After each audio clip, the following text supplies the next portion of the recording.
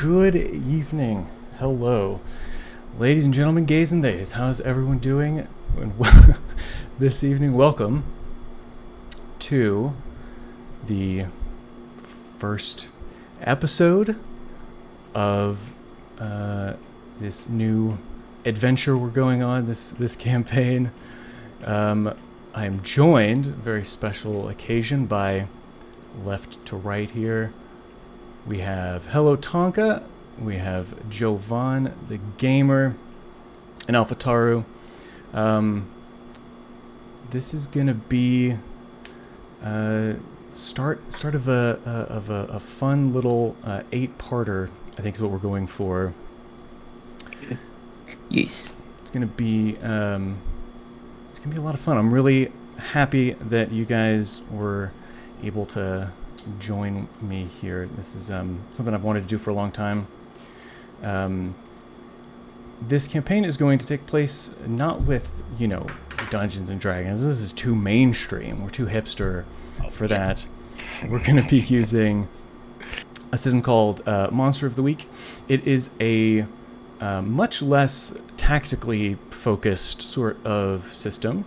So you'll note here that there will be some rolling of dice. There will be, some, some use of battle maps and things like that. But for the most part, this is a storytelling device. The dice are really more aids to the storytelling. Coordinated. Mm-hmm. We also, you will note that all of my redeems are turned off, and blurp is gone and all of that stuff.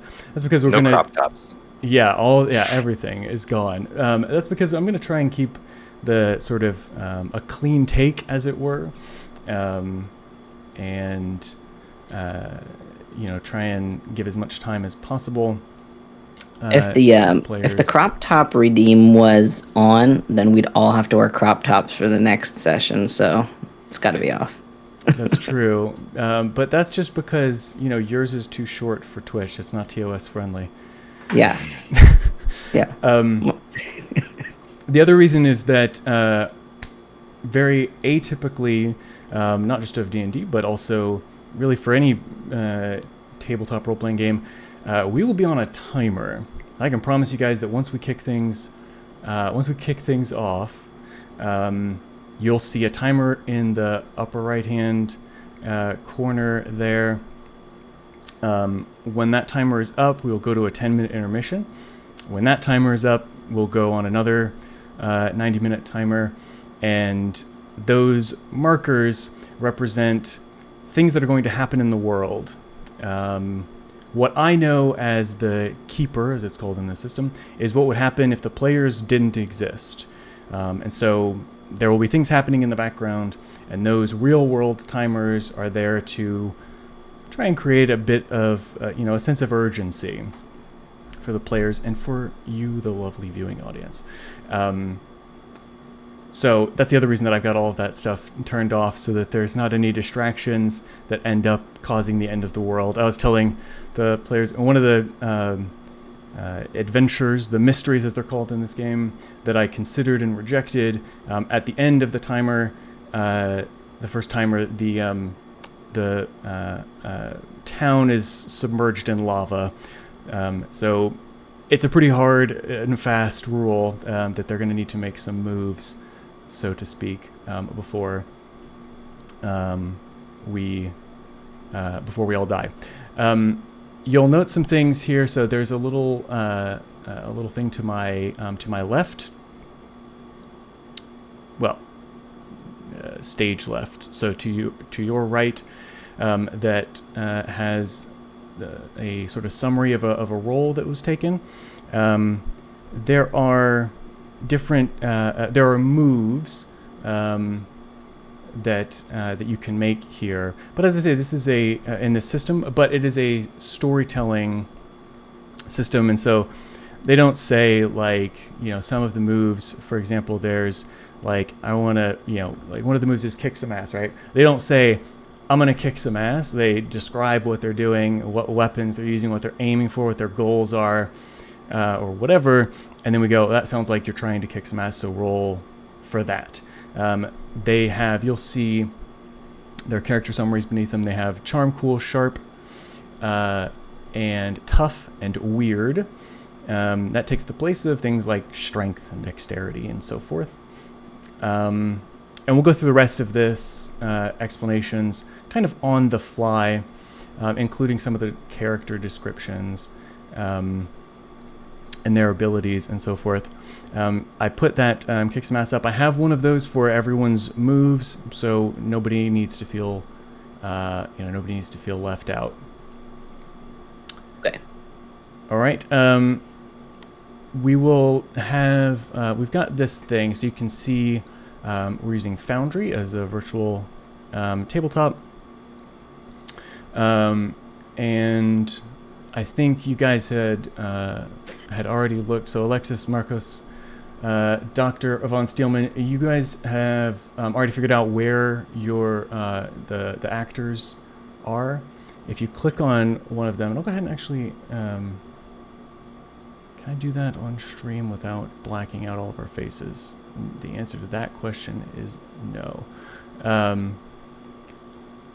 So here we go. I'll pull up Alexis. There's your character sheet. You've got your cool, your tough. You can track your harm here, which is nice. You can track your luck. You can track your experience. You've got all of your moves here. And basically, the way this works is you're just going to roll 2d6. You always roll 2d6. There's not different numbers of things. And then you just add whichever ability is relevant. And you can do that by clicking on any of these, right? So if you're trying to roll for tune in, you just click on the word weird and it'll do that roll for you. And thanks to the... Oh, we're going to disappear again in a moment. Thanks to the wonders of Twitch, we'll all be able to see that either here or on the other screen. All right. Cool. All right. So let's go ahead and jump in here. I want to take some time to kind of introduce the premise of the campaign, the world that we're operating in, the location. And then we will kind of zoom in to our characters, so that you guys can introduce yourselves as well. So.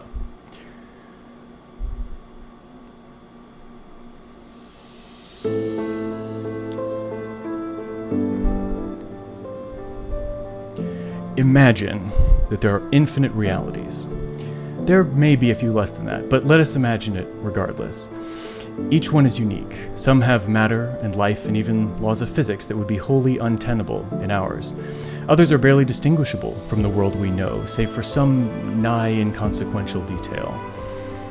The color shift of starlight is inverted, or there is no duck-billed platypus, or Elon Musk is human. In the reality that our world inhabits, on very rare occasions, fragments of other realities will leak into it.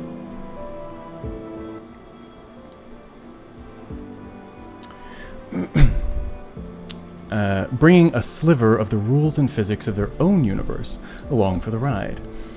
Magic, monsters, aliens, fairies, ghosts, talking dogs, sentient potatoes, anything from the endless expanse of the multiverse could suddenly find itself in our world as an unbidden and unwelcome visitor. Once their purpose is complete, or their form destroyed, or their visit ended, the very fabric of reality snaps back into its correct configuration, applying its rules to the affected parts of its own time and space. Magic, what was a spell now, was always trickery. Monsters, what was Bigfoot now was always a bear. Aliens, that flying saucer was always a weather balloon. No evidence of the offending leak can ever be found because it ceases to exist. In fact, it never existed at all. Yet while they're here, these leaks can wreak untold chaos. The damage they cause is not undone, only the mechanism is corrected. The victims of a werewolf rampage are still dead, although they died from some natural cause. It's the job of our heroes to hunt these incursions, these leaks, and protect innocent civilians from a death that the universe itself disregards.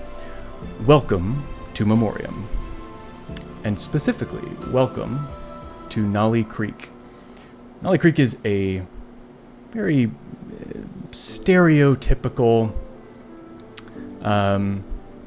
Midwestern heartland USA town. It is the largest city and county seat of Chamonix County, with a population of nearly 30,000. There are a number of decaying or defunct industries that have left town, or been drying up, which has left exports scant and luxury a distant dream. The actual infrastructure of the town is much larger than necessary to support the 30,000 or so souls that live here. Crumbling and abandoned buildings are commonplace. The entire residential neighborhoods sit vacant, save for the occasional coyote or wild dog or black bear. Nevertheless, a few businesses are still around. Local stores are picking up some of the slack. The folks who've stuck it out in Nali Creek prefer that in most ways. Our heroes are a few such folks. Von Steelmen and Alexis and Marcos have set up a little paranormal investigation agency for themselves in a historic downtown district called Little Island Cove, and named it the Paranormal Hunters Association of Little Island Cove. It is in a historic building that has seen better days, that is owned by Von Steelman, and we join our heroes on a typical day, just like any other, really. They're all busying themselves about the whatever their business might be. So we'll start left to right as I see it on my screen here. So Alexis, what do we see when we join Alexis for your ritual on this particular day? What do we see is like what he looks like, or just what he's doing? Both, if you wouldn't mind. Yeah. All right, Alexis is what appears to be a small, adorable little ginger lad, and somewhere around, like, he looks like he's 8. And he's sitting in a chair by a lamp, reading a book. Reading a book called Freakonomics, and he's going, "What? This is bullshit. This is a whole bunch of garbage. I freaking hate this book." And he just sort of slams it shut, and that's what you see him doing at the moment. That's fantastic. Is there a particular space in the Paranormal Hunter Association that Alexis has sort of made his own? Wherever there's a big comfy chair, he's where it's like there's a lazy boy. Yeah. That he sits in. He drinks from a silver can. Yeah, get in touch for sponsorship opportunities. Did I see an interior of the place? We don't have. Okay. We haven't designed the interior yet. But I was, this I was just making sure I wasn't overlooking something there. No, I wanted us to be able to kind of talk through that a little bit. Yeah. He's in a shared living space of sorts, a place for relaxing. That's where he is, and he's I like it. Reading his bad economics books. Like a lounge kind of a space. Okay. Yeah. What about Marcos? What's Marcos up to? Well, being the face of the company, he's at the reception, waiting Excellent. for absolutely no one to come in. It's Yes. pretty quiet, pretty chill. Um, so Marcos is a late 20s Hispanic man, very charming, very down to earth. Usually taking care of everybody around him.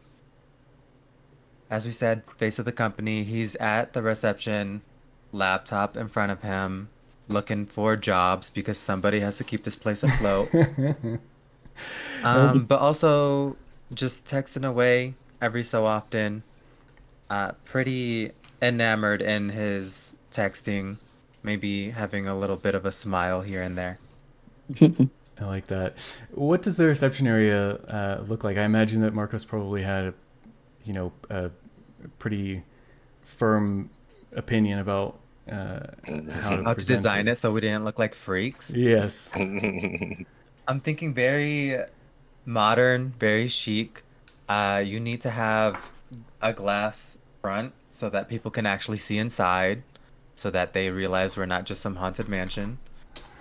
Um, some chairs, only like two, a plant here or there, and just a reception desk, how you might expect any type of office to have. Is there any artwork or anything? Um, no, Marcos isn't into art, but it is a small reception because we are a small agency. So Yes. the art is him. He is there. The art is him. Yes, that's fair. He is. He does. Put as much work into being, a piece of art as any artist would. um, that's awesome. What about Von Steelman? What's Von Steelman up to? So Von Steelman is basically two hands down, hunched over a digital display, like on a desk in front of him, and he is just kind of like not acknowledging anything. And by the way, it's generally hard to tell what Dr. Von Steelman is acknowledging because he wears a suit of like a metal suit from head to toe all the time, just consistently, with a like a purple robe, kind of very infamous Iron Man esque. But he's staring down, kind of like frustrated and like sliding his hand across the screen, and without even looking up, he says, "Damn it, Alexis! When are you going to stop with all those stupid books?" uh, okay, you're hanging out with me, huh? Yeah. So Um, that's in the lounge area as well. That he's got like Oh, a, yeah, a workspace in there. this isn't his like workspace. This is Right. the office area that he has for this business. So What's the It's just like is it a tablet or something like that, or what's he working on? basically, yeah, just a tablet that's it's kind of if you don't look too close, you can't notice that it's kind of like almost kind of like duct taped into the table, but it looks like it's part of the table. Like it's not duct taped. It's Yeah, yeah, just yeah. kind of haphazardly. You know, the he's far less concerned about the aesthetic than Marco is about the aesthetics overall.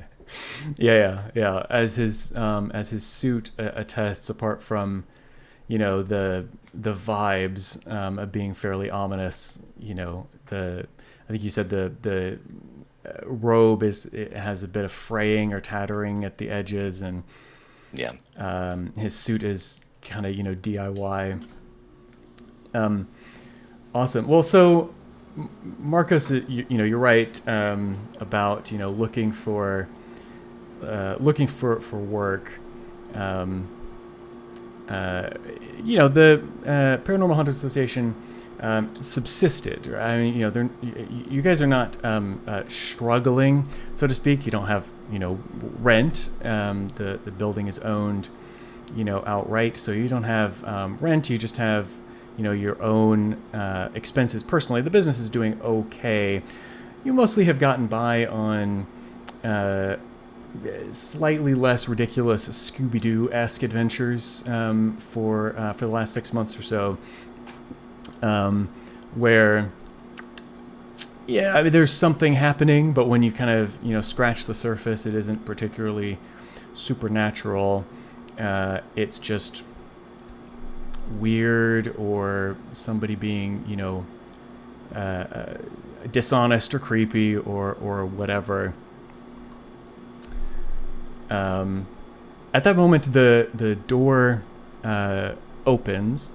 This is a bit of an unusual moment, I think, for Marcos, and in strides a actually relatively short person in a pristine, tailored black suit with a black shirt and tie, dark sunglasses. At a quick glance, Marcos, you think to yourself, like, okay, that all together, that's about $10,000 worth of clothing and accessories. They leave the sunglasses on, and they walk sort of up towards you, and then they stop and take a few steps. You see the reception area is pretty small. So they take a few steps to one side, a few steps to the other, kind of looking around. What do you do? Welcome to the Hunter Association. My name is Marcos. How can I help you? They very sharply look at you when you say welcome, and then wait for you to finish, and then they go put a finger up. And put their finger to their ear and say, "All clear." And a moment later, the door opens again, and this time we have you see a relatively, I guess, tall man. He's approaching, actually probably solidly into middle age. He's got light hair that has a few streaks of gray in it. He's wearing a button-up shirt, but no tie, no jacket. He's got very expensive designer jeans on, and has a big painted-on smile. He walks up and says, "Marcos, excuse my associate here. They're a bit overzealous. Is this the Paranormal Hunters Association of Little Island Cove?" That is correct. Listen, is von Steelman, is Dr. Steelman around? He and I have a mutual acquaintance. Do you have an appointment? I do not. Do I need one? I'm happy to do that, if need be. Please hold.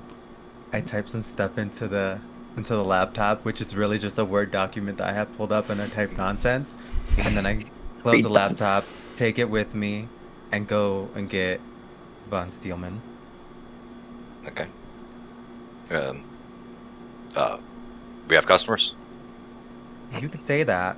Apparently you have an associate waiting for you. Very well.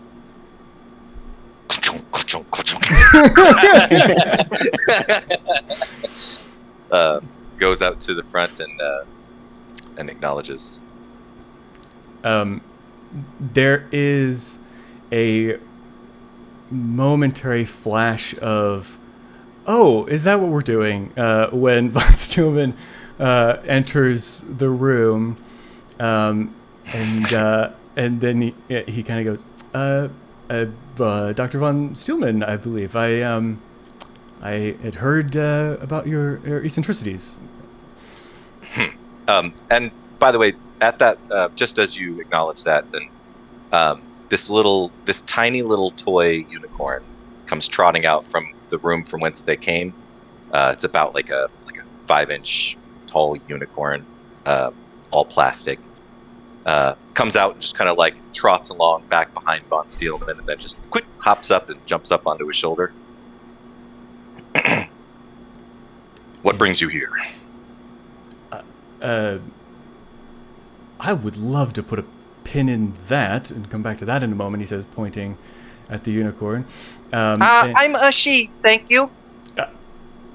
Yes, of course. She. Dr. von Steelman, where are my manners? I'm Leonard Alabaster. And hopefully you just had a picture pop up. There from he the is. players. He looks like an alabaster. Yeah, doesn't he?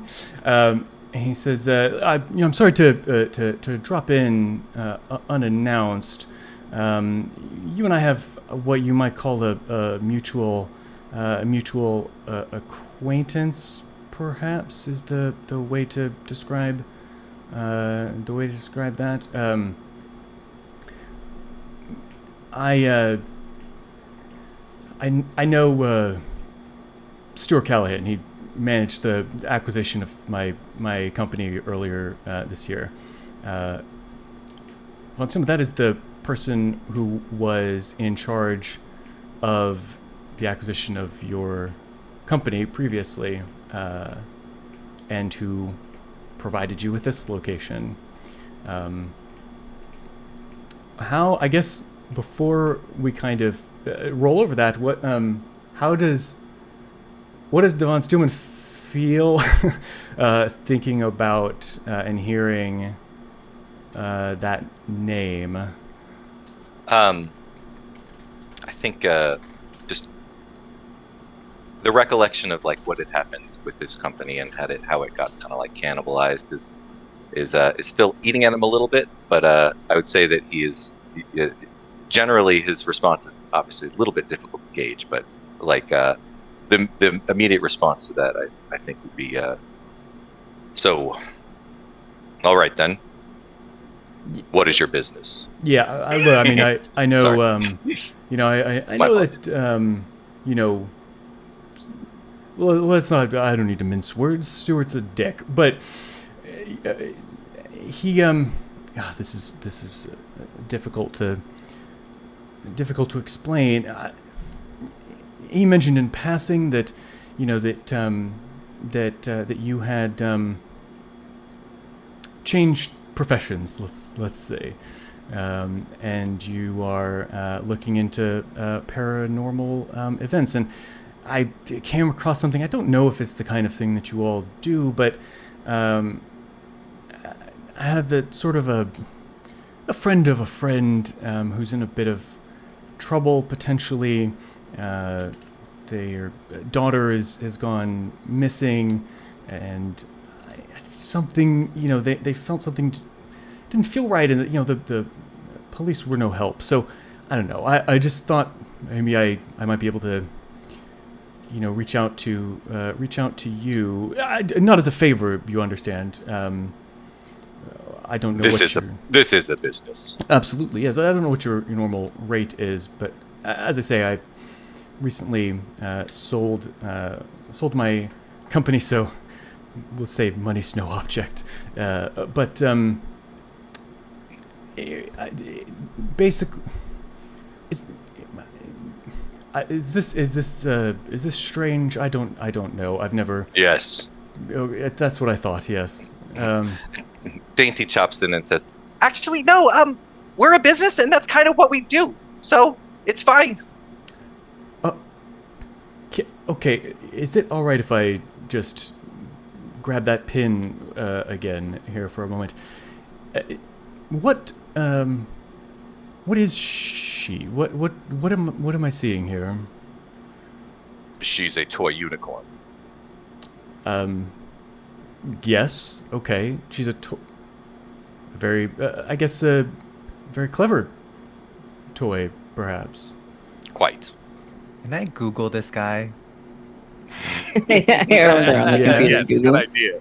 You guys are in my area. I'm just behind my laptop typing away at nothing really, maybe keeping notes on what's happening. But like, you're just hanging out in reception. I want to Google everything he's saying. Did his company actually get sold? I love it. So roll.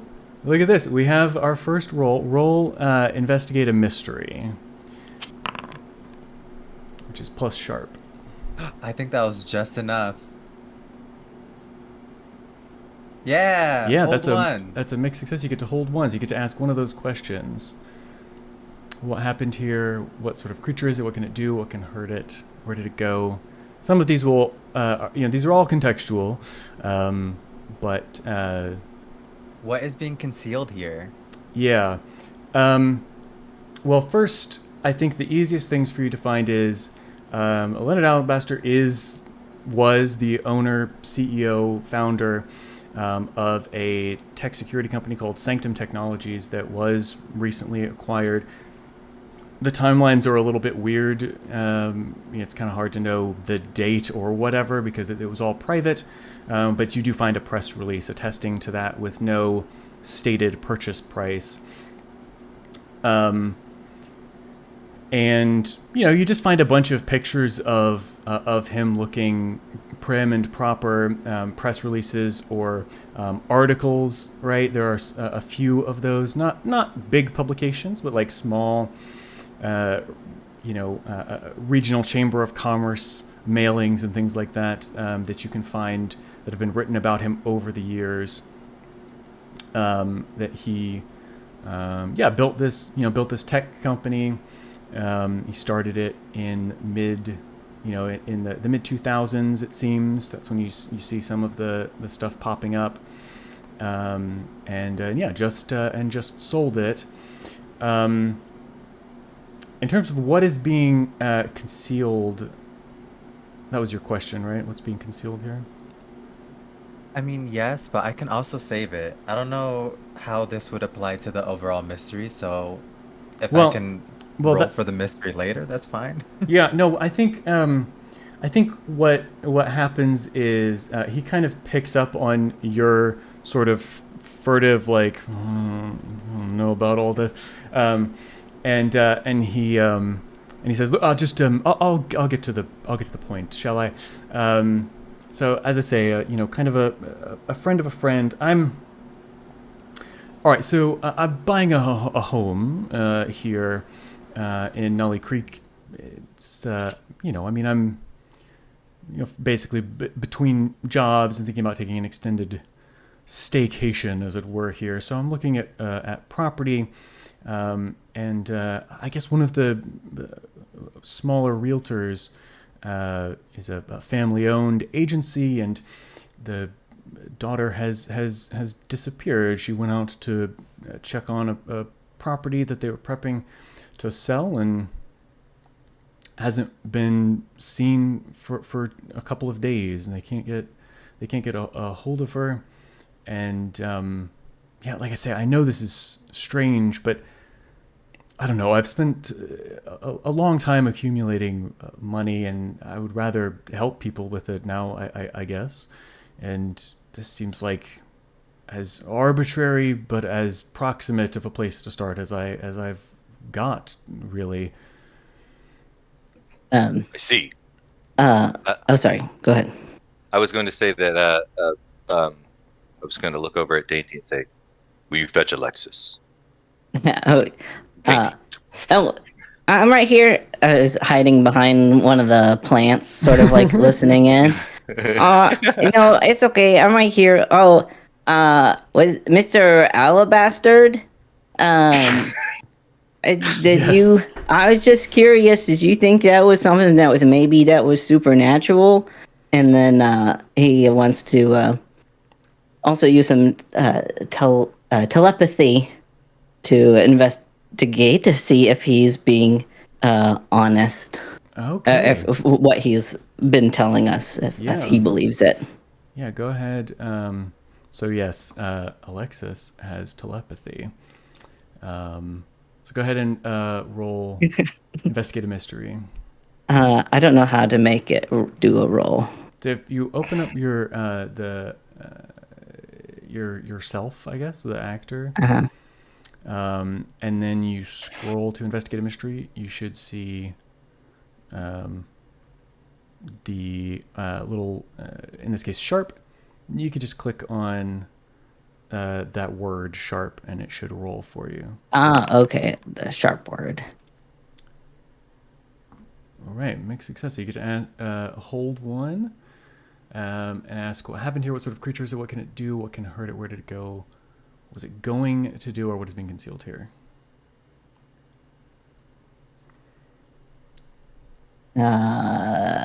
Imagery.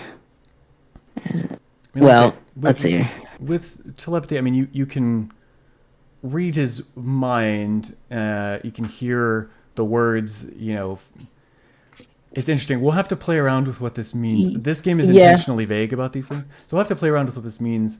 Not everyone thinks in words. Some people think in pictures and so forth. But you can use it to learn things that people might otherwise conceal.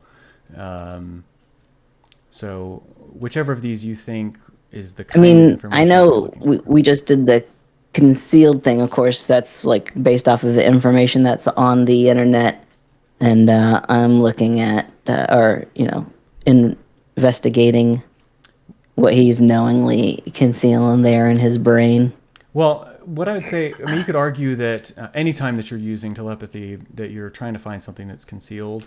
Based on the question that you asked, it strikes me that you're something like, what kind of monster is it, or what can it do, sort of a question. Because you're basically asking him, like, why are you talking to us and not a PI or somebody like that, right?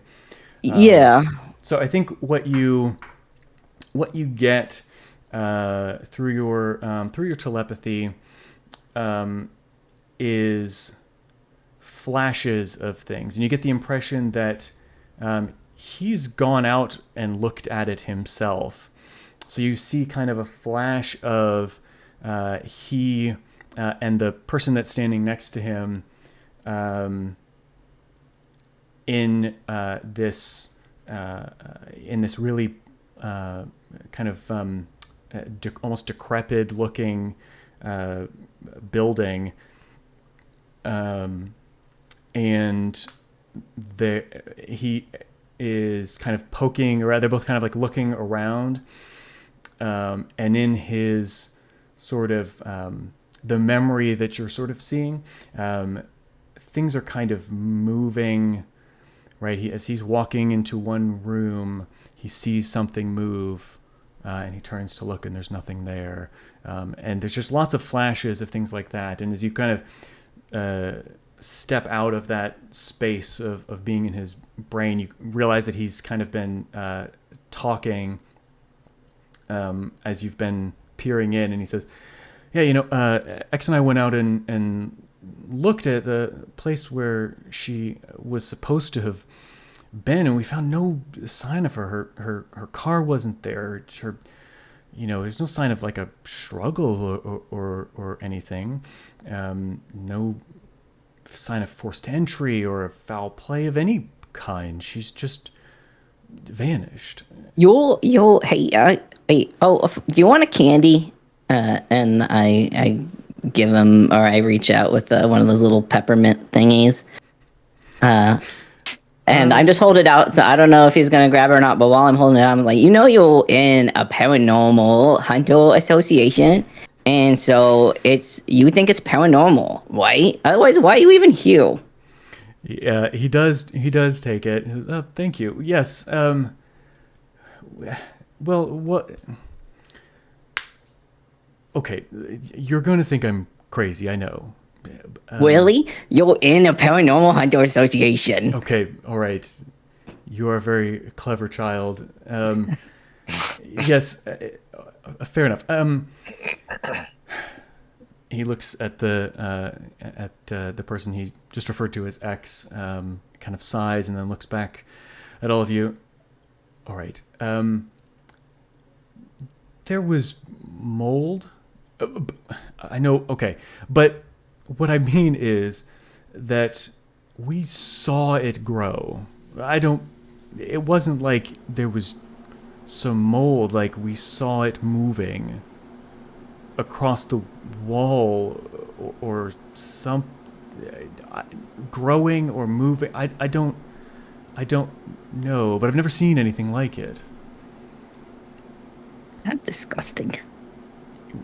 Yes. And about mold, are you certain? Reasonably certain. I mean, I'm not a inspector or anything, but I've seen mold before, and it certainly looked like that. And that's consistent with sort of like what I could see, right? Yes, his memories. There were, like I said, the building was not in good condition, and it was pretty moldy. There was definitely some nasty stuff on the walls and floors and so forth. Yeah, reasonably consistent, right? I walk up to him with a form, and on that form is all the official Paranormal Hunter Association of Little Island Cove request form. So I point to a couple things. I'll need you to write your full information here so that we can contact you. Of course. The location of the incident, your signature down here saying that you agree to any costs that this investigation might cost us. Yeah, absolutely. He takes a pen out.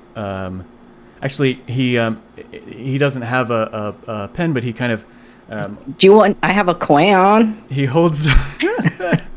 He holds a hand out, and X reaches into their jacket, pulls out a pen, and puts it in his hand, very mechanically almost, very deliberately. And Leonard fills out the form. Starts writing some things down. He writes down an address that is in a suburb just outside of Nali Creek,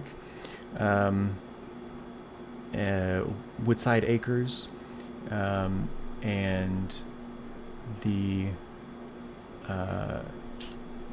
address is 911 Woodside Drive.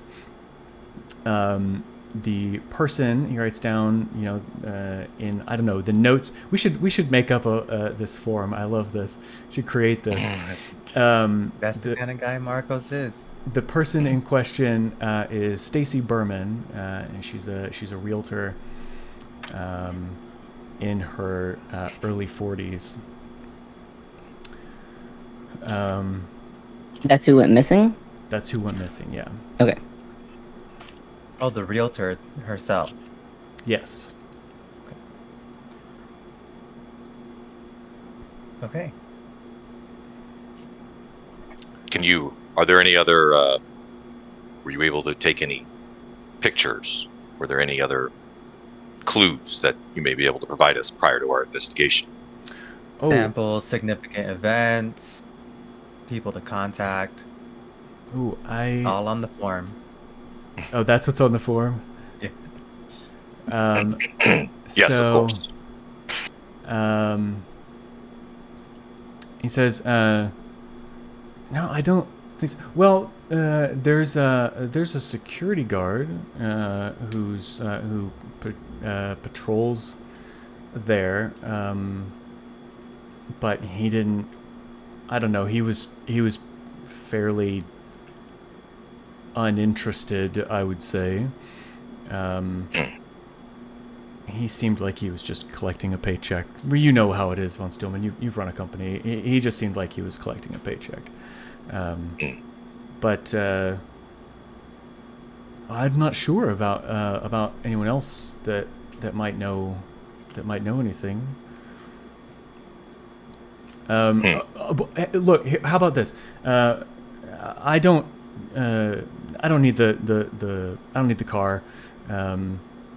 I can, if you need, or if you'd prefer, X can give you a ride out there, and yeah, I mean they're not a chauffeur, but they could take you there, and just give you a ride wherever if that's helpful. Actually, just pause for a minute. We hadn't yet discussed. Do we have the mystery machine? Yes. Yeah, we have to. If our company isn't poor, we have to have some kind of vehicle to get around. I'm just, Well, that's up to you guys. I mean, what do you think is plausible, and like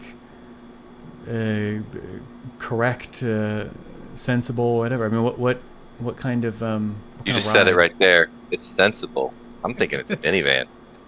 Oh yeah, if Marcos had to chip in, he has a little bit of a savings. We'll get not like a brand new something like No, it's a super couple fancy, year old. but just like Yeah. something reliable, something a little more modern. A van because we're probably gonna need space, not only to bring these two and the dog, but Mhm. Yeah. The Yeah. talking I Great mean, Dane. you gotta fit my my booster seat in comfortably. That's true. Oh my god. Guys, we should start our preparations. Is there anything else, Mr. Alabaster, or should we go ahead and get started? We got a car. Oh great. I mean, they'll go, obviously. Of course. Child labor laws. Yeah, right. right. Yes. I don't think so. No, I think that's all that I know, at least. Well, my number is there. Please feel free. And as I say, I'm not sure what your normal contract is. It's on the form. He's just not. He's so used to, I think, not having a bill in front of him that he hasn't even like registered that.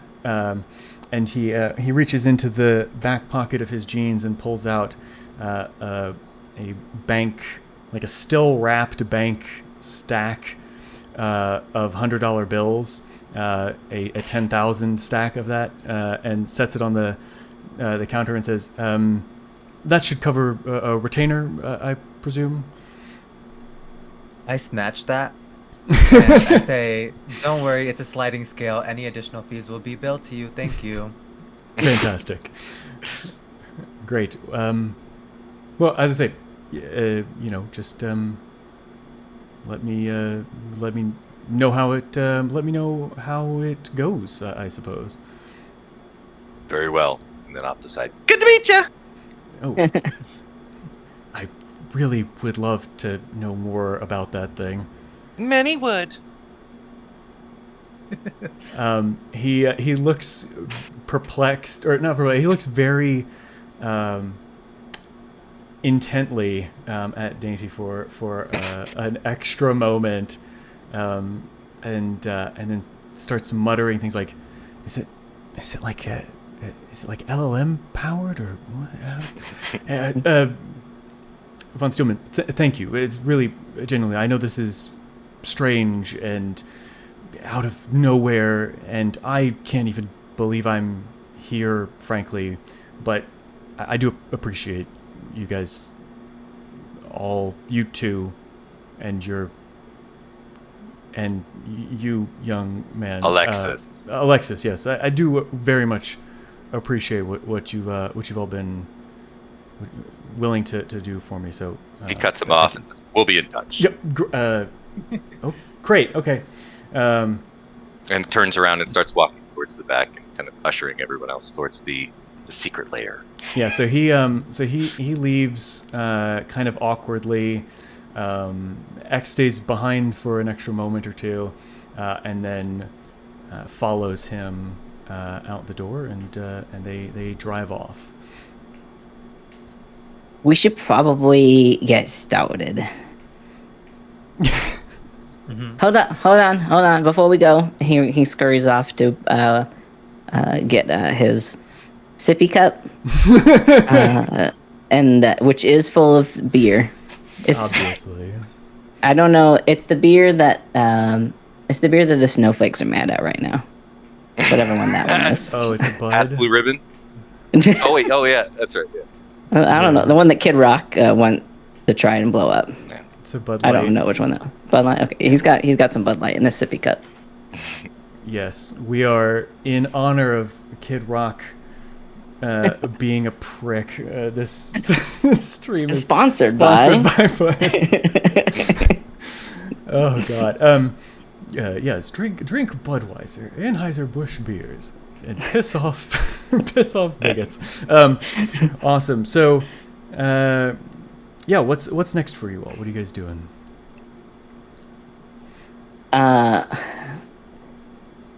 Where? So, do we know where this place is? I know we put it on the little thing, but Here, You I will guys- close Are doing by. some Or, reconnaissance, kind of like starting to like gather together what we have, look at the form that they filled out, and kind of going to our respective workstations to do a little research first, I imagine.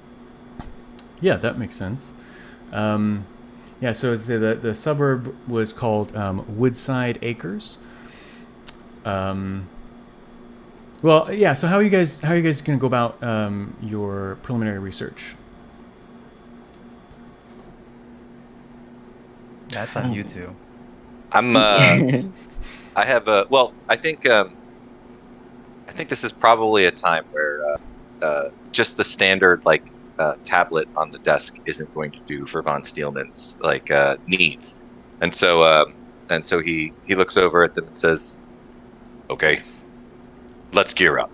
Starts walking over to walks over. So just as a reminder, this is kind of like in the middle of a strip mall, right? But the back portion of the strip mall, but he kind of goes into the back behind where the Paranormal Hunters Association of Little Island Cove is, and back into the kitchen area.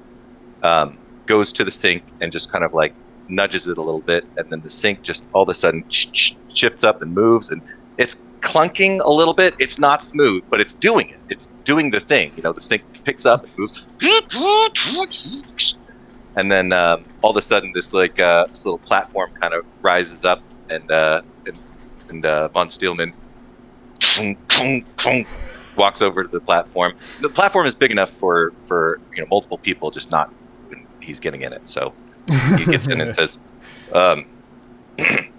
"Yes, I'll see you shortly."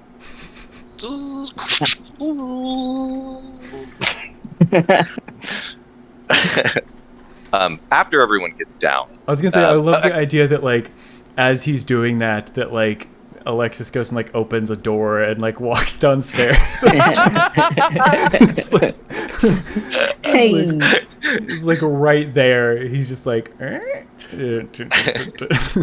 as we see Von Steel just moving it kind down. of elbows it. To be clear, you guys are planning to research this thing, yeah? Like, well, I don't know preliminary research. what or he's what? doing. I'm like, a mold? Maybe we need to have some kind of. Hey, do we have a flamethrower? Well, you Obviously, I have a lighter. I mean, think of everything that like a little mischievous child might carry with them. Like, Yeah. So I have some fire. Holstered spray cans of hairspray. So, okay, you guys don't have a flamethrower, but what I will note for future is a very interesting characteristic of Nali Creek. It's one of the reasons that von Steelman, that you in particular came here in a different time when this was a more thriving city. There was a lot of activity. There is still some activity, as I mentioned, but you'll see from the overhead here, right? It is basically bordered by interstates. There are 4 interstates, right? 2 on top and 2 on each side, top and bottom and 2 on each side. So this is a central hub for trucking. It is also a central spot for smugglers, dead drops and things for smugglers. And the sheriff's department is very aware of this and very good at finding those disused warehouses full of contraband and snatching them up and having really interesting auctions every now and again. So while you don't have a flamethrower, in future and potentially later in this episode, it's plausible that you might have found something bizarre or unusual by virtue of those auctions. Okay. I'm Yeah, pretty sure he wants the property intact afterwards, though. Well, we'll see, right? Yeah, I'm sure there's something in the waiver about we're not responsible for any damage to the property. I will remind you, we are a limited liability corporation. Very, very limited. Yeah, and this brings us to an important point about Monster of the Week as a system, which is that while you can fight monsters without discovering what their weakness or weaknesses are, you really can't kill them. So in the classical examples of like vampires or whatever, like you have to put a stake in their heart or whatever, or else Dracula will come back in the next movie. That is something to keep an eye out for as you go through this, trying to figure out what this thing's weak to. I would say that. Oh, go ahead. I was gonna ask if my tune in spell. Do I need? I mean, how much do I need to know about the monster or seen it before I can use that? I mean, one of the questions is where is the creature right now? I mean, Yeah. do I know enough about it that I could even do that? So I think that you will need to have the concept for like of a tune in to me suggests that there has to be a connection of some kind. So I think about like tuning into a radio station or something, like you need to know the frequency. And I don't know that you have enough We at this don't know point enough. to have its frequency. If you've like seen it and maybe like tried to read its mind or something, then you are separated from it or whatever, which will, I mean, that'll happen at times, right? That you would be able then to kind of figure out potentially where it is. But at this point, I don't think you can. I would also say that Dr. von Steelman would immediately start looking into like what he could ascertain about quickly growing mold, and basically just kind of like track that down as best as possible. Did they give a description or any additional descriptors other than just it was mold that grew fast? Well, if there were, he included. On the form. Yeah, it's on the form. Yeah, It is on the form. I don't read that, Marcos. Listen, you read the form, look up this weird mold on your sciencey stuff. Alexis, you do it on your weird stuff. Look at your books, your old books. I'm gonna go talk to one of my associates. Mm-hmm. All right. I guess Very well. I guess I brush up in one of my biology books on mold and Break out the see Encyclopedia Britannica. if that, and who knows if it'll, because it's mold like, who knows, it could just be some crazy ectoplasm or something for all we know, but you know, I'll brush up on that. Yeah. So what I think would be an interesting way to do this is if you guys roll your investigative mysteries here and then genuinely hold, as the investigative mystery suggests, but hold those questions, and then when we are on the scene or whatever and you see something, you can use that, whatever your hold was, and say, a kind of a flashback, if you will, and be like, oh yeah, I read about this, or I researched this thing. I think that's the most kind of narratively compelling way to manage that. Okie I did things. I think I'm just gonna hold my last roll for it because I didn't actually get anything concealed. No, you hold on to that one as well. Okay, so I'm gonna roll for bonding time though. is that what you're going to be doing? Okay, let's That's my associate. let's just Like, acknowledge that. Let's acknowledge the roles.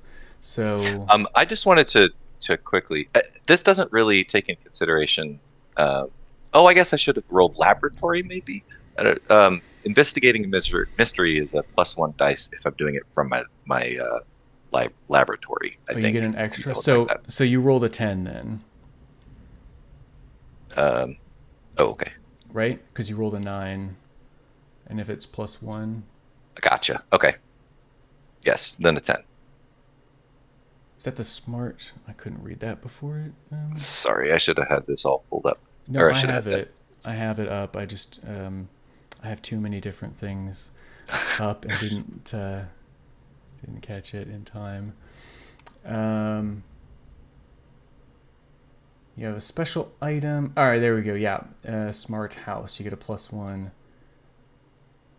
A +1 forward. So you have a +1 basically as long as it's something that could plausibly be online. And you were looking up stuff about mold. That's pretty plausible to be online. Nice. Cool. All right. So yeah, you got a 10, which means that you hold 2, which makes up for the fact that Alexis rolled a 5. And doesn't hold anything. I tell you what, these old biology textbooks that you have. It's a Britannica. I accidentally grabbed one of like Ken Ham's science books or something like that. I have a -1 sharp going forward, ongoing. No, I got dumber after reading it. Mold is punishment for dinosaurs because we killed all the dinosaurs with our hubris by trying to do science. Okay. All right. So we'll hold those. We'll cut over to Marcos now. So Marcos, talk us through what's happening here.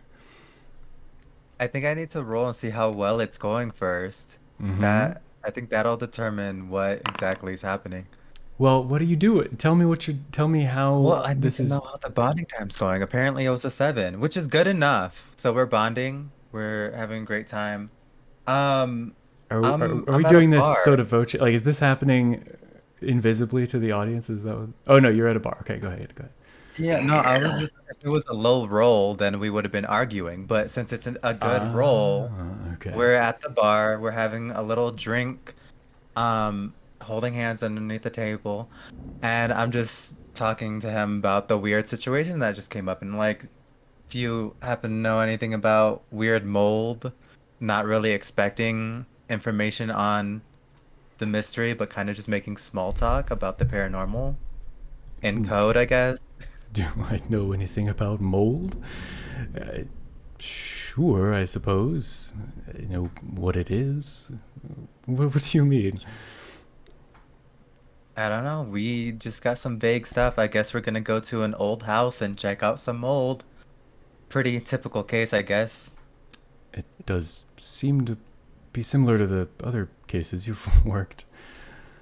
Don't remind me. Are you going to get paid this time at least?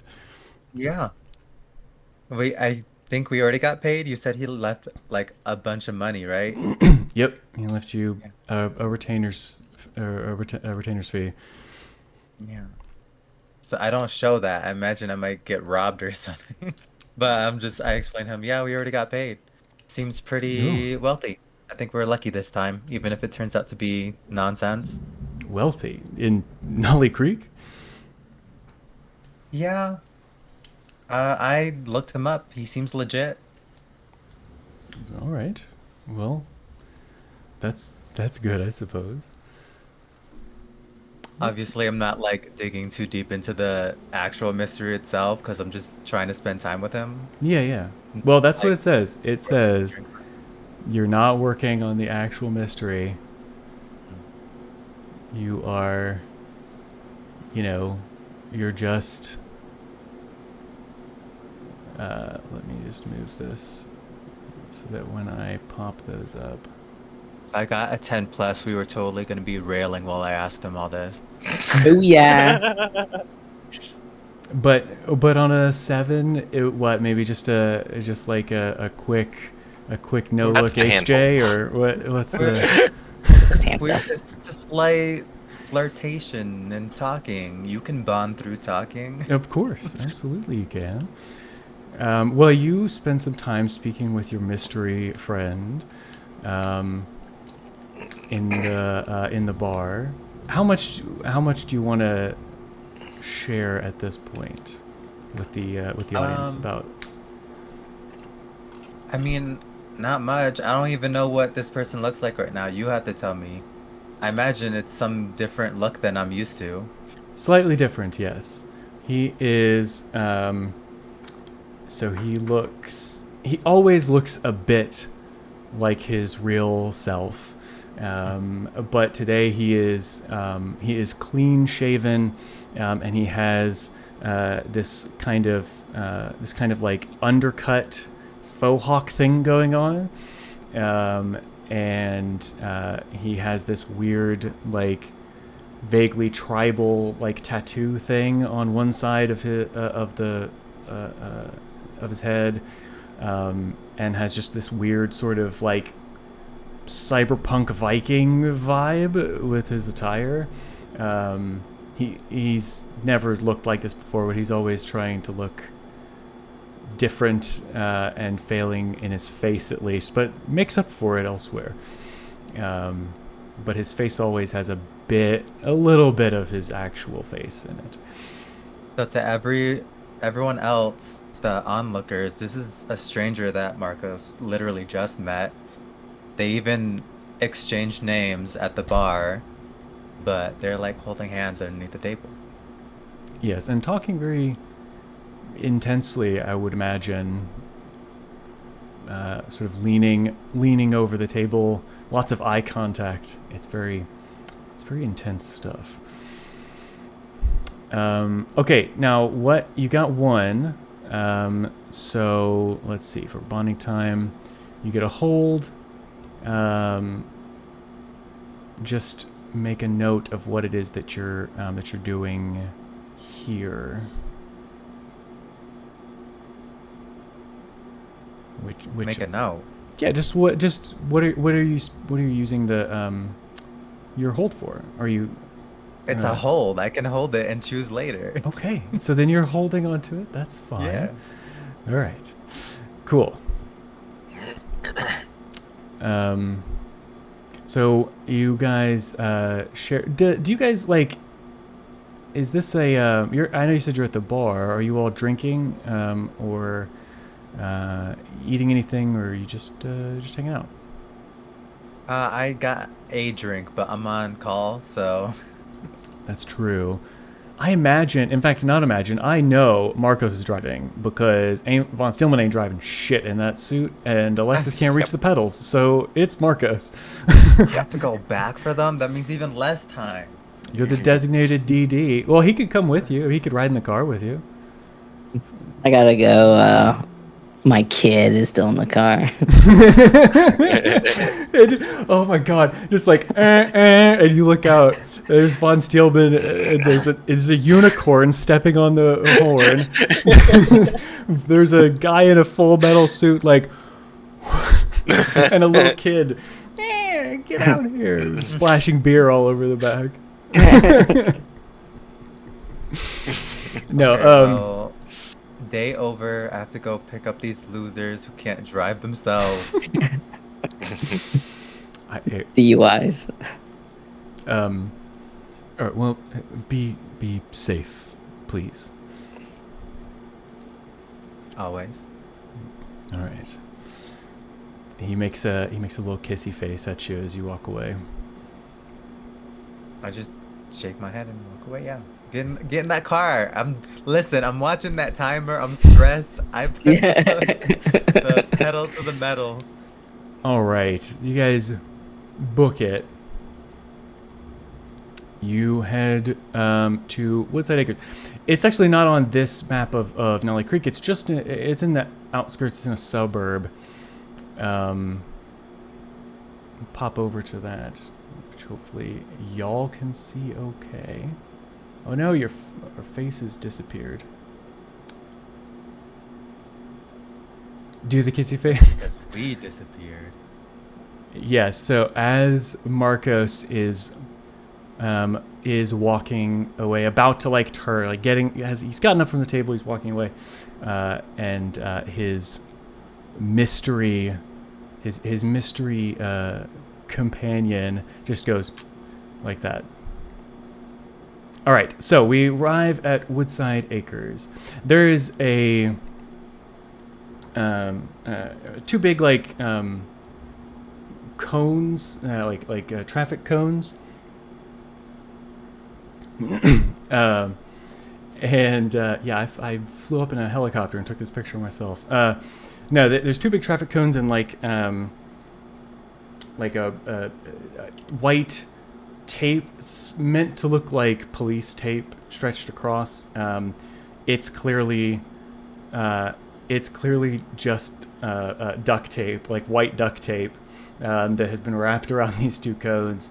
It's broken. It hasn't been cut. It's broken, and kind of fluttering. Parts of it are just stuck to the ground.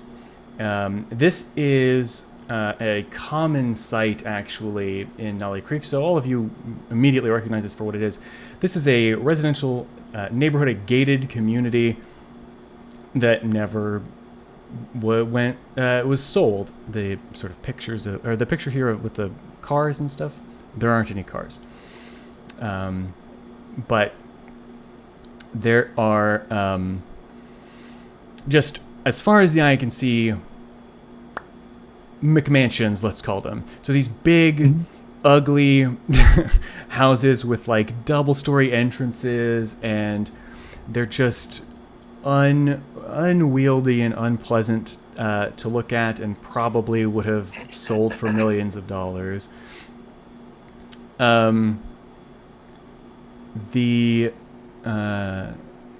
obviously there's like tape, but you guys just kind of drive over that.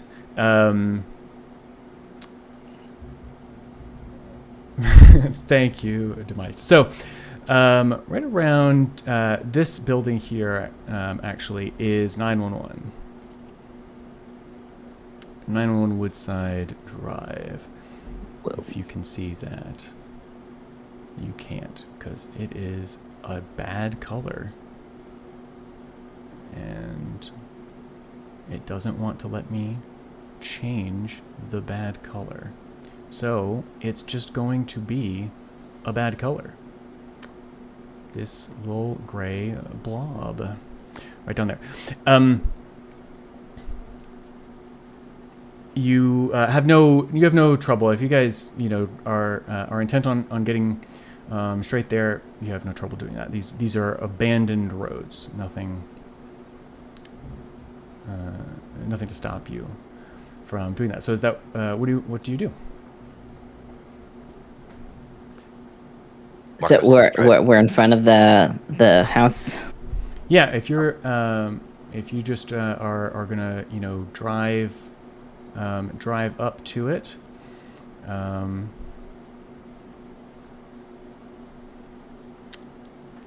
You arrive at 911 at Woodside Drive. There's like detritus sort of scattered around outside. Signs that construction was basically done, but just didn't quite go the whole distance. And there is a sign out in front there, which, to save you having to zoom in on it, is that. There she is, Stacy. There is your missing person, Stacy Berman. Okay. Should we sort of like scope the perimeter, as it were? Look around outside. Look around, see maybe what I don't know, all the different ways of getting in or out before we go inside. I want to read into that situation a bit. Yes. So I think that what you're describing does sound like a read a bad situation. So roll plus sharp. Where's those buttons? There it is. At least I didn't fail it. You did not fail it. Okay. Maybe we find out. Are there any dangers we haven't noticed? Maybe. Yeah. I don't know. Is the best way in, or what dangers we haven't noticed? Maybe I'll ask about the dangers. Okay. So any dangers that you haven't noticed? So you all walk the perimeter, kind of scope the place out. You can kind of see from the picture, if you peer in through the windows, which are easy enough to look through. They're not tinted or anything like that. You can see an empty interior. Some of the rooms don't have light fixtures or fittings like that. Some of them have, wires hanging out where light switches or wall plugs are meant to be. So it is just not quite finished. You also do see, as you're walking around, for what dangers that you haven't noticed yet, you do see the mold that Leonard was referencing. The place looks not full. It's not as if it's a mold house. It's not like it's completely consumed by it, but every room has some signs of mold in it, and does it look like it's actively growing, like as was described, or does it look static? So you don't see, as you're kind of peering through the windows, it doesn't seem like it is, moving around or anything like that. But I think that as part of the question being answered, the hold being spent, when Alexis, when you are peering through the back, around the back, there's sliding doors, like a really long, an unnecessarily long sliding door. It's like 25 feet long, with, I don't know how, even know how many, that's 6, I think, panels. And as you're sort of peering through that, into the main sort of foyer entryway kind of vibe, you're looking, studying some of the mold, and then you see this kind of this movement. You see something skitter almost from one side of a hallway that you can't quite see down to the other. Can I tune into this thing, meow? Yeah, let's do that. Go ahead and roll plus weird. Okie dokie.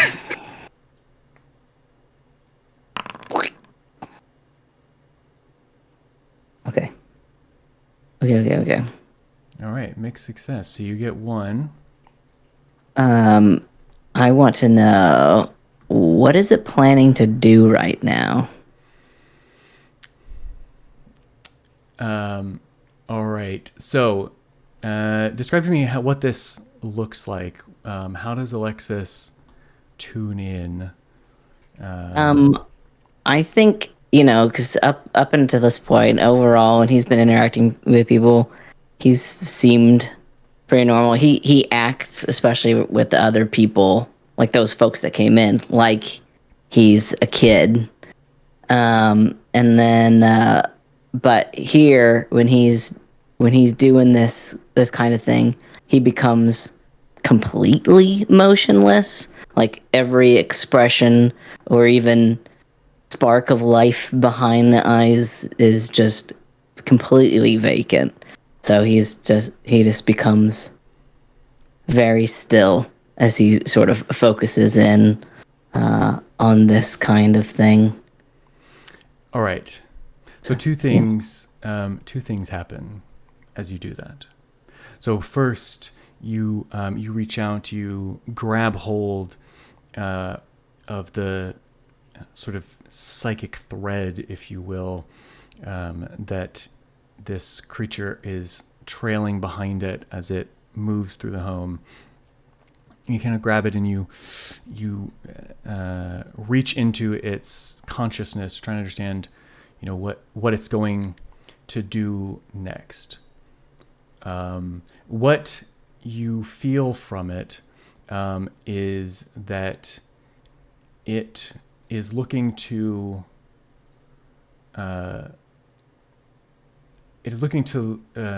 lure in you in particular. It saw Alexis, and it would very much like a little child to play with. That is the first thing. Pedo mold. That is the first thing that happens. The second, Alexis, as you sort of tap into your powers, you feel. We'll have to establish how this works for you. But you hear, "Smash the glass." And this is your dark side is trying to compel you to do something you shouldn't.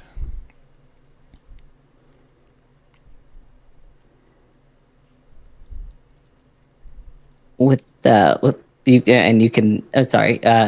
Whenever it makes sense with what Alexis kind of learned, he wants to try and let everybody know that we need to find a way to draw it out if possible. But yeah, you can resolve the glass smashing. Well, you get a choice. Anytime that your dark side compels you to follow an urge, you can do what you've been asked to do, and you'll mark experience. We do need to also say, Alexis, you mark experience for the failure on the investigative mystery roll earlier. You mark experience anytime that you fail a check, and you would mark again here if you do it, and if you don't, then your powers are unavailable until you cave. So it is a choice for Alexis. Oh, I hear the smashing the glass thing. You hear that? Oh, okay. As an urge, a demand from your dark side. Yeah, he's particularly impulsive, and so yeah, he's just he grabs. I don't know. Is there like a paver? Yeah. There's nearby. There's 2x4s and wood, other kinds of wood. There's stone slabs and paving. There's tools in some cases, even if you wanted to do that. As the rock, or as the paver starts to come up, Von Steelman's just gonna say, "We could try to find a."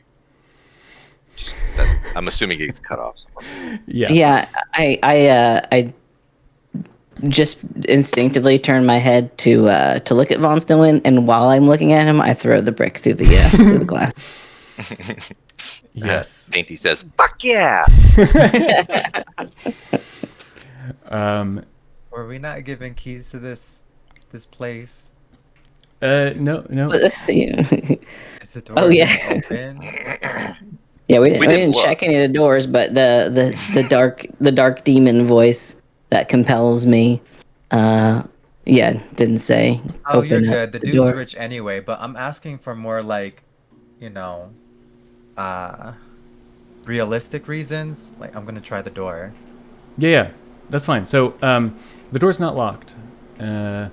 It has been to like a house that's on the market, right? They'll have these like lock boxes kind of over the handle. It has that on it, but it is not attached. Like, it's just kind of sitting on the handle unattached, and the door is unlocked. I go in. Okay. Von Steelman just walks around. All right. Right behind him. So you guys are walking through. I'm not like still somehow compelled or anything, right? Like No. I can run back around. No. Just like, nope, as I guess soon that's the thing I did. Yes, exactly. As soon as you finish doing it, you hear good, and it's gone. Your impulse has passed. Whatever. So you walk through. You each walk through. You're kind of examining different spots. What are you guys? How are you guys attacking this? Oh, I'm gonna look around and Well, I'm gonna sorry. I'm gonna I was be gonna say I like should looking with communicate where my I saw that, Yes. Yeah. just so nobody You said you stumbles did. onto You it. said you communicated that you communicated all of that you gathered Right. from Well, it. like where I came around, like obviously before anybody wants to like go in and do things, I will share what I got from it. Yeah, for sure. Okay. Okay. Cool. Weird, but if there is something in here, let's track it down then. I'm gonna head straight upstairs because there's never anything on the first floor. Okay, cool. I'll It be was, fidgeting with but my yeah. promise ring the whole time. I don't think the others even know about it, but Okay, cool. Yeah, you got that to keep you safe. hmm It's just like a passive fidget that Marcos has now whenever he feels he might be in a little danger. I'm keeping an eye out like behind us because obviously I saw some of this stuff on the first floor as I Yeah. shared, but I don't want to get left behind, so I'm gonna follow these guys. All right. So are you following upstairs then, Alexis? Or are you following von Steelman? Or where are von Steelman and Alexis? I guess is the question. We know Marcus is going upstairs. I think that von Steelman would look to Alexis and say, "Which room did you find it in, or did you sense it in?" Because I'd seen it. What was it? It was like Oh, I it guess was going this into one some that we're in hallway right now. downstairs. But I don't know what room was it nearby. So I'd like to try and track it then. yeah. So as you walk in, you glance down. It was down a hallway out of the main kind of foyer or entryway that you guys have been in. It's down a hall there. You peer down, and you see nothing particularly obvious about the path that it might have taken, or the creature itself. There is everywhere that you go in this home. Every room has, like I say, just there's some decay. There's some mold. The scent here is, or the air is quite stale and humid, and it is generally not a particularly pleasant place to be. But down that hallway, there's not anything that you can detect particularly. As we've kind of like figured, von Steelman doesn't have like magic per se, as he has like forms of technology that kind of like serve as magic. But I was wondering if I could just like sense energy or use some sort of like magic to like determine with extra sensory, not just like visual, like either if something has been here or like energy signatures, if you will, something along those lines. Like, can I sense something else extra? Yeah, so that sort of is like you're talking about like your weird science ability. He pulls out a little gadget that has like these two little prongs that stick out, and he's just like scanning. Yeah, absolutely. So roll roll plus weird to use magic. This is I need to break this splash screen up some because there's way too much stuff to read there. But for what you're trying to do, you're basically just trying to detect, life signatures. I think that's Mostly, like I'm hoping that the idea is hoping to be able to find like which path that it went down based off of the like energy signature it left behind. Okay. Sounds good. Yeah, go ahead and roll a roll plus weird. Ooh, Mark I experience. learned something. You did. You learned something. It starts to like spark a little bit, like. God damn it. Yeah. Yes, it does. And I think that as it sparks, it shocks. It like there's a jolt, like a shock,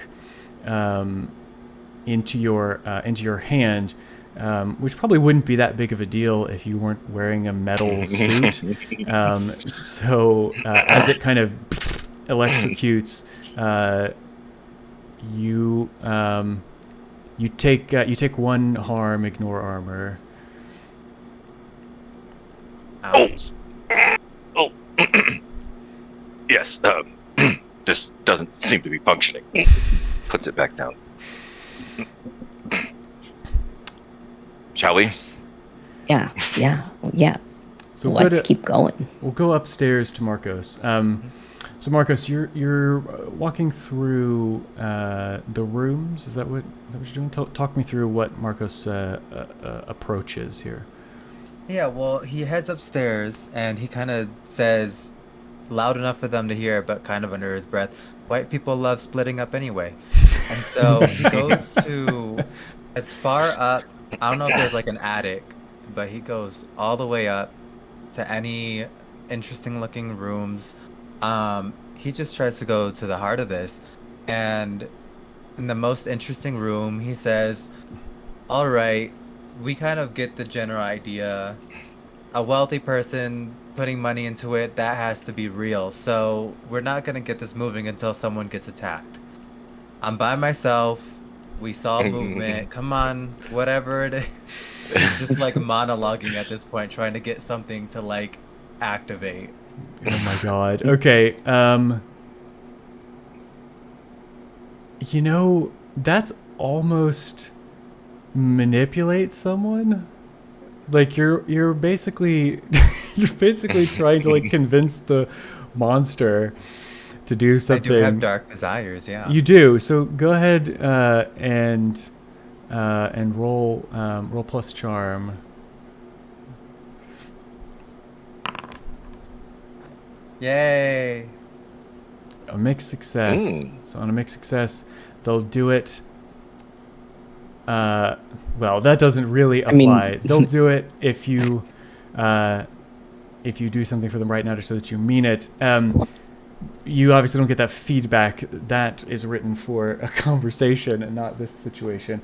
So instead, when you attract a monster to come and get you, the negative thing's pretty much implied. Yeah. Well, I feel like they want to do that anyway, right? So I feel like I haven't asked too much of it. I'm appealing to its desire to attack. No, you haven't asked too much of it. What happens next is as you're doing this, okay, like let's get this going. You feel this heavy weight land on your head. This heavy, moist pressure drops down onto your head, and you feel this kind of dripping ooze down the side of your cheek. And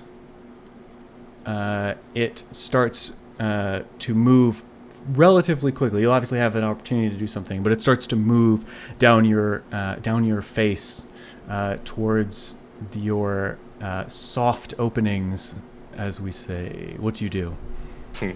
Holes. I try to close everything I possibly can, and I start like swatting at it and trying to get away.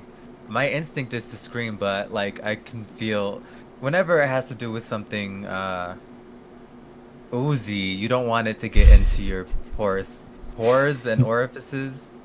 Yeah. So No, that is a good eyes rule of closed, thumb. mouth closed. I vaguely remember where the door is, so I'm gonna be trying to brush it off of me as I go back towards the door. All right, this is great for an act under pressure. So roll plus cool.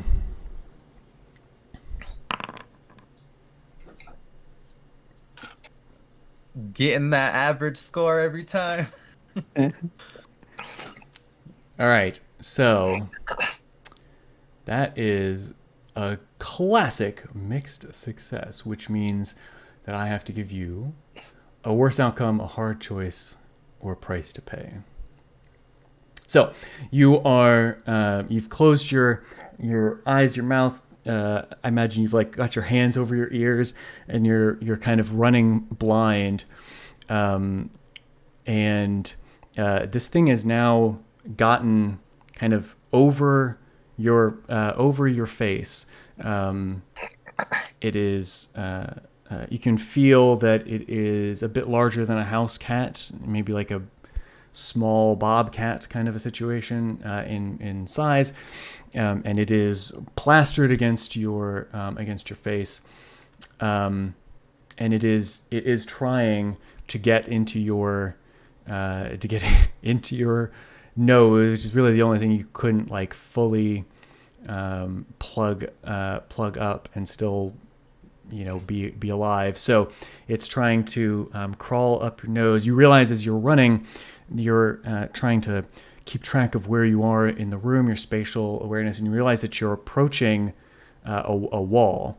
And so you realize that given that you can't see, you can't breathe, your choices are basically to try and slam this thing against the wall and yourself against the wall, or let it do what it's trying to do.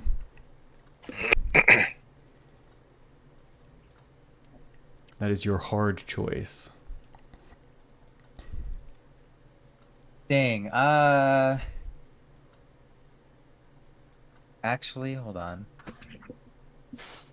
Hold I on. might overwrite you on that Ooh, I like it.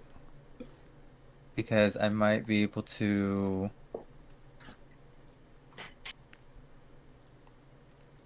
I'm thinking of using my bonding time perk right now. Oh, okay. Yeah. Um, I think I'm gonna go supernatural on it. Excellent. What does that look like? Tell me what happens. I I gain a natural attack. I'm not quite sure. I'm not quite sure what it is. You kind of just told me it was a natural attack. One Mm-hmm. harm, magical close, ignore armor. So I imagine it's some kind of like ethereal thing that Glitter bomb. charms things. A glitter bomb. It's like it is. So the way that you have seen when he does it, the way that you've seen it is it looks like he is striking them. But similar to like the WWE, if you looked closely enough, there's not actually contact being made. But when he swings or strikes or kicks or whatever, he kind of hits this like invisible space in front of them, and then it does like more damage than you would expect. So yeah, that's basically what he does. Calling it a psychic punch. Pretty much, yeah. I'm doing that to the creature, so I'm not harming myself by headbutting the wall. Gonna hit psychic punch it. All right, I dig it. Go ahead and roll to kick some ass here. I think it's pretty much textbook what you're doing. Our first ass kicking roll. I don't have any plus in this. Wow, this is rigged. Hey, mixed success. That's good. So on a 7+, you and whatever you're fighting inflict harm on each other. So you're going to take, or you're going to deal. You said it's 1, right? Yeah. Okay. Ignore armor, 1. Yes, you deal 1 ignore armor to this creature. So basically, like you've got your hands up at your ears. You channel your friend. Fred, you channel your guide's abilities, and you kind of power your hands out, right? And throw this thing away from you with this invisible force. As it is smashed away from your face, there's this puff and this cloud of spores kind of drifts through the air in front of you, and you feel this kind of like tingly burning on your face and in your nose and in your throat, and you take 2 harm. You're you have armor, so it'll only be one harm. Okay, I'll take it. Good. As it after that spore cloud, it slams against the wall in front of you, which you were actually quite close to as you kind of skid to a stop, and you see it kind of through the burning and the pain. You see this blur kind of just kind of slide along the wall and disappear down or around, not down, but around the entryway and out of the room that you had entered into. I run to the stairs to warn the others that it might be headed their way. Yes. We check back in. The camera, as you yell, kind of zooms down the stairs and goes around. Where do we find Von Steelman and Alexis? What are they doing? Yeah. Go ahead. I hadn't established this at all. No, I can't. I was gonna say, I should have a backpack so I can keep a certain handful of things that a kid might have. But I mean, I think that makes sense to me that you'd have a backpack. And I could have like a water gun in there, right? You can have a water gun. Okay, Yes. okay, yeah. I mean, obviously. All right. Well, then I do. If a hallway, when there's a hallway, there's a bathroom nearby. I want to see if I can find the bathroom, and check underneath the. Well, you know what? This is fairly vacant, isn't it? I was hoping to find some like bleach. Oh, good. That's a good thought. You can check, right? There's no harm in checking. I think that's a sensible place for Alexis to be. You're in the bathroom. Everything is fitted. There's a shower and a tub. There is sink. Two sinks. There's a toilet. Nothing has water, right? It hasn't been plumbed in. And you kind of open the cabinets. They are empty. There's a dust, that sort of thin layer of cement, drywall, and anonymous dust that collects on construction sites, coating the inside. Some glops of plumbing cement and putty and things here and there. It seems to have been done fairly haphazardly, but sadly no bleach. What about Von Steelman? What's Von Steelman up to? I think he's still kind of like been. It would, like, after a while, pulled the thing back out, just kind of like stuffs it back, and just kind of now investigating again until I imagine this is about the time when we hear Marco screaming, or Marco screaming from upstairs. Yeah, he's just basically just been like, "What the fuck is wrong with this thing?" Yes, you are kind of this fucking what the hell, right? And you hear Marcos scream as you look up towards the staircase. There's like a stair well. It's an L-shaped staircase, and you can kind of see the hallway that leads down to the room that Marcos has been in. And as you look up, you see this shape come around that corner and out over the L-shaped, staircase, sliding along the wall towards you. What you're looking at is this mass. It doesn't have any distinguishing features or characteristics. It's just a mass. It doesn't even seem to have any particular centrality to it. As it moves, it's almost like rolling. So imagine like those sticky guys that walk down walls and windows, except all one ball, sort of amorphous ball, rolling along. As it does that, moving very quickly and purposefully, you see mold spreading out in its wake behind it.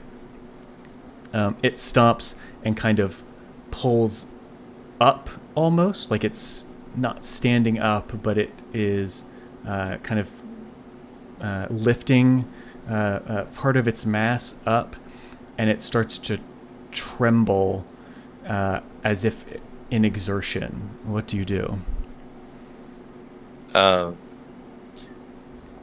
So I just want to make sure I understand mechanically. Like, so I rolled before, so now I have like some special knowledge about like mold or the sort of thing in particular, and of course we like geared up and stuff. Do I have any specific knowledge that would like I know that cold stops mold from growing or something along those lines, that I could use like ability to effectively? I just want it to stop moving, and I want it to just like I want it to not go away. I want to be able to talk to it or engage with it or detain it or something along those lines. Yeah.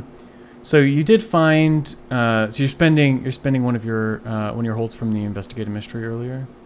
Yes. All right, and you're asking, I guess, what can hurt it? I want it to stay.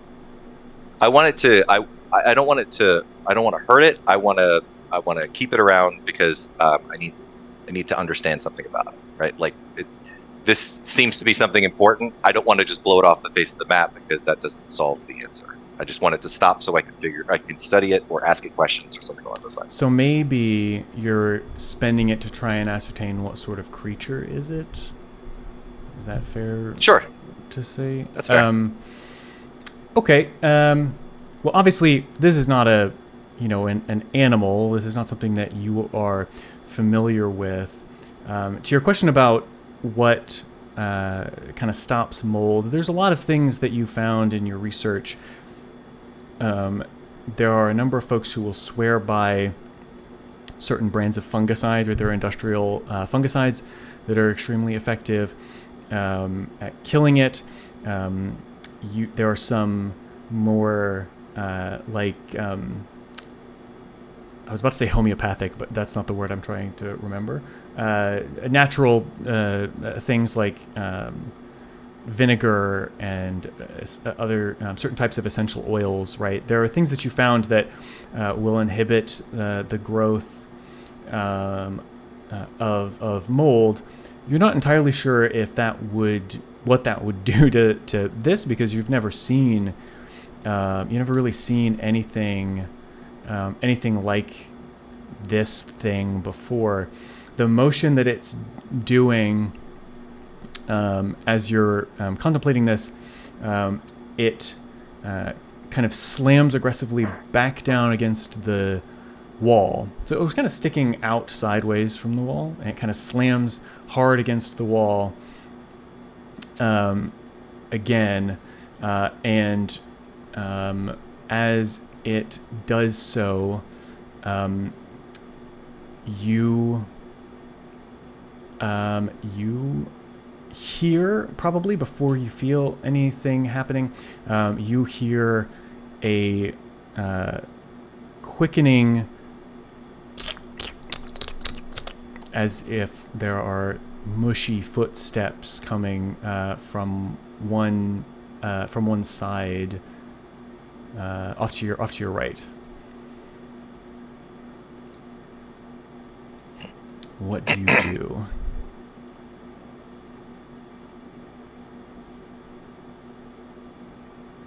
Do you do something, Conka, or is this just my action? I guess. You guys can go. I mean, he's Alexis Well- is in the bathroom. He's not Oh, that's aware right. of this. I'm He's- pooping. he's pooping But in a also, vase, I mean, at some basically. point, I'm coming out because, I mean, minutes are literally passing by. But, so you had your thing where you were, you're, calling back to something that you did before. So you found out all this stuff about mold. And you're like, oh, this kind of thing hurts it or stops it or prevents it from spreading and all that stuff. So I'm going to assume that based off of what you have something with you to try. You loaded up one of That's- your little arm cannon thingies with something. Basically, yeah. I was going to say there was some sort of magic technical thing that would be there to slow it down, stop it. Yeah, so I'd apply aerosol version of whatever the thing was and Well, try. See if you can slow it. So I would say then that you've got you've put some vinegar in that water gun maybe that you have, and as you come around the corner, because you're hearing yelling and so forth, you see a person trying to tackle von Steelmen. They look basically human, except that they are covered in dark black fuzzy mold, and they are dripping, oozing as they walk, and they. Are they Stacy shaped? Maybe we will answer that when we return from our intermission. Hey, nice. So, we're going to take a 10-minute bio break intermission here. I think what you'll see on screen is a countdown for that 10 minutes, but also we'll probably do some shout-outs and so forth for you lovely folks that are in chat, and especially for Demise. Thank you so much for the raid. And yes, we will be back in 10 minutes to see the exciting conclusion of this inaugural episode of Memoriam. So stick around.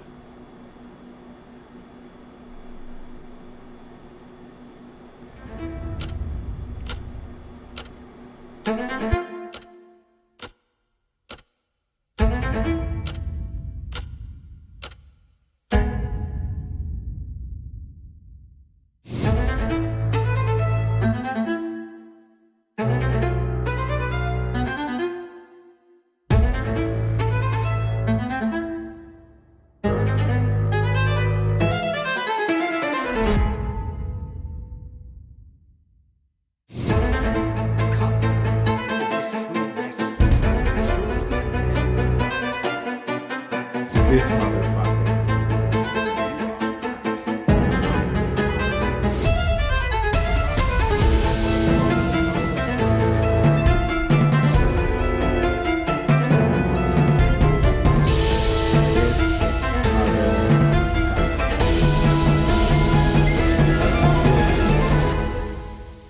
Don't you do it to me right now.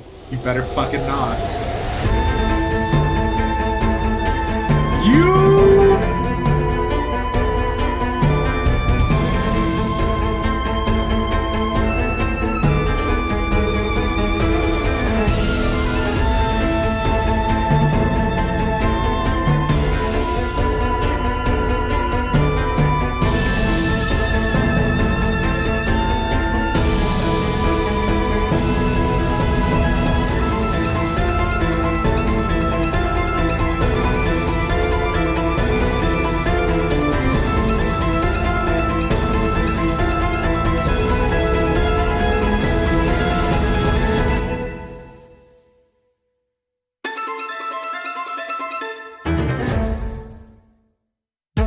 Wait, what are you doing?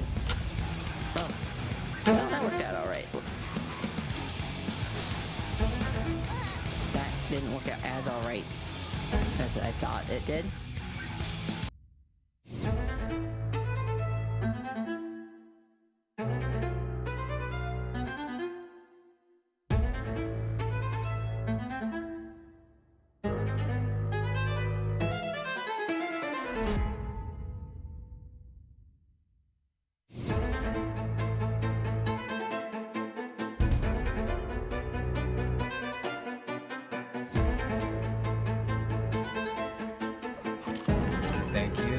present immediately. A pillow! We needed that too! We're getting a lot of things that we needed. Which reminds me, I should go back for that friendship embrace. I guess we're not going that.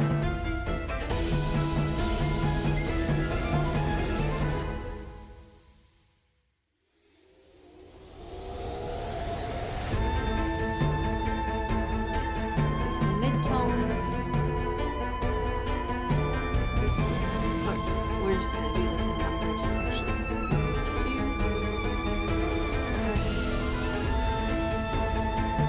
Wait. Oh, so this is actually 4. Where's number 3? I'm excited to finally, you're excited to finally be able to have your own sexy character when you can really get cool. Mixing music tracks? That's exciting. Hey, it's Lem. Hi, Lem. How's it going? Thanks for coming by. Small barbarians are the best ones, right?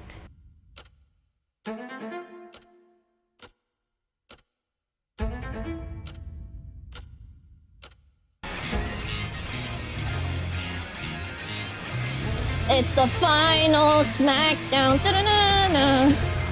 Da-da-da-da-da. Alright.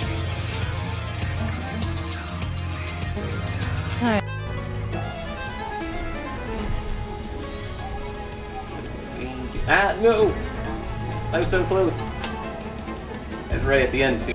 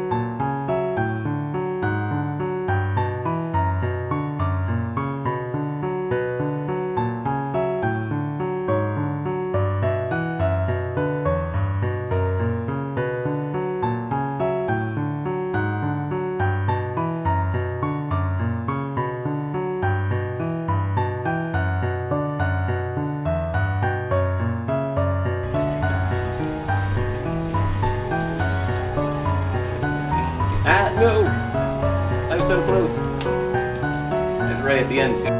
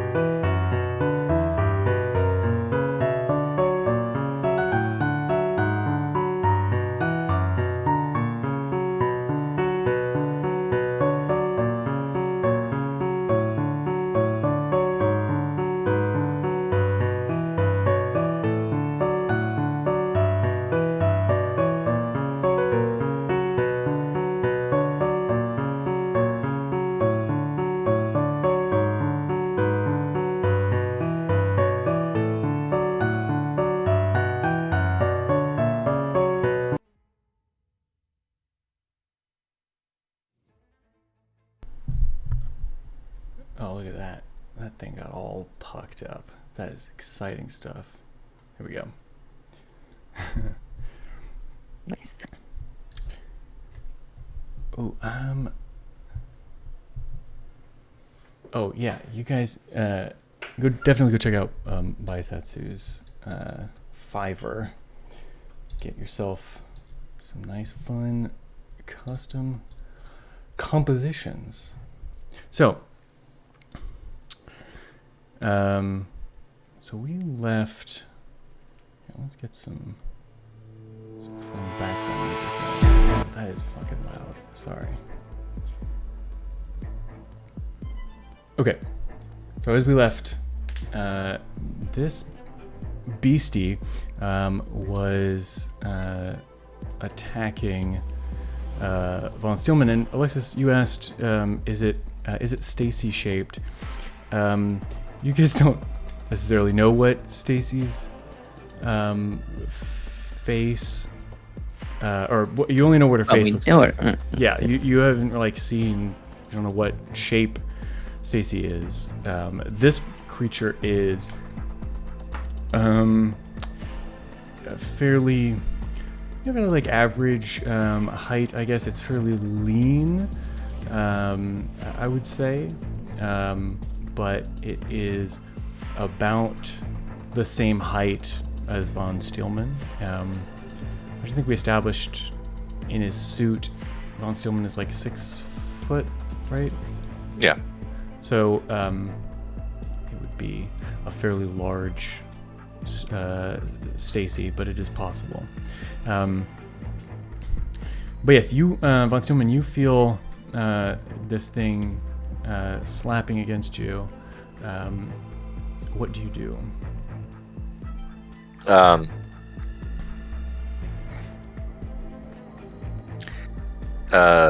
I think just try and kind of like shove it away from me, get it away from me generally, and somewhere I can observe. Okay. I think it's probably act under pressure. You're not trying to beat it up. You're just trying to get away from it. So roll plus cool. I'm definitely very cool. So cool. Well, no, I mean sarcasm. So that works perfectly. Yes. So mark experience. It's a good thing. He's going to try and engage like a pneumatic like assistance kind of thing within the suit to push them away, but it fails, and kind of like. Yeah, it just kind of falls off. All right, well, so this thing manages to get its hands around you. It kind of grabs onto you, and you hear this kind of whining sound almost, as it's like wrapped its tight grip on your armor. I don't know how well you can feel that through the armor, but it's gripping you very tightly. And from the initial impact of it hitting you and kind of this sizzling coming off of it, you do take one harm. And then you hear this kind of sound as some kind of reaction is taking place inside of it. What kind of sound was it? It's like I feel like it cut out. It's like a hissing. Yeah, it probably. But it's like a hissing sort of sound, kind of like a tea kettle just before it starts to whistle. Okay.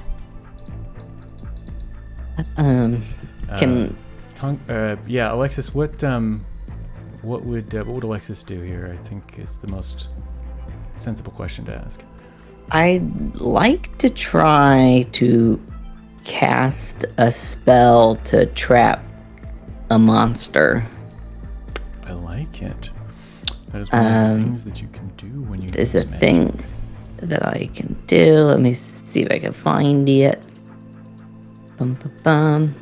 I guess use magic. I just cast the weird thingy. Total success. It works without issues. Choose your effect. Yeah, I want to want to trap it. And then You also because have, I got my hex. exactly. You've also got your hex ability. That target contracts a disease. I don't know what kind of disease that would have. So I guess it could take a couple harm. Yeah, for sure. All right, cool. So it describe what happens. How's Alexis doing this? Okay, so he emerges from the math room and then sees it in a more corporeal form, and then so he acts and holds out his hand, because he's sort of like doing a little magic-y thing. And I feel like his eyes get a little dark and red.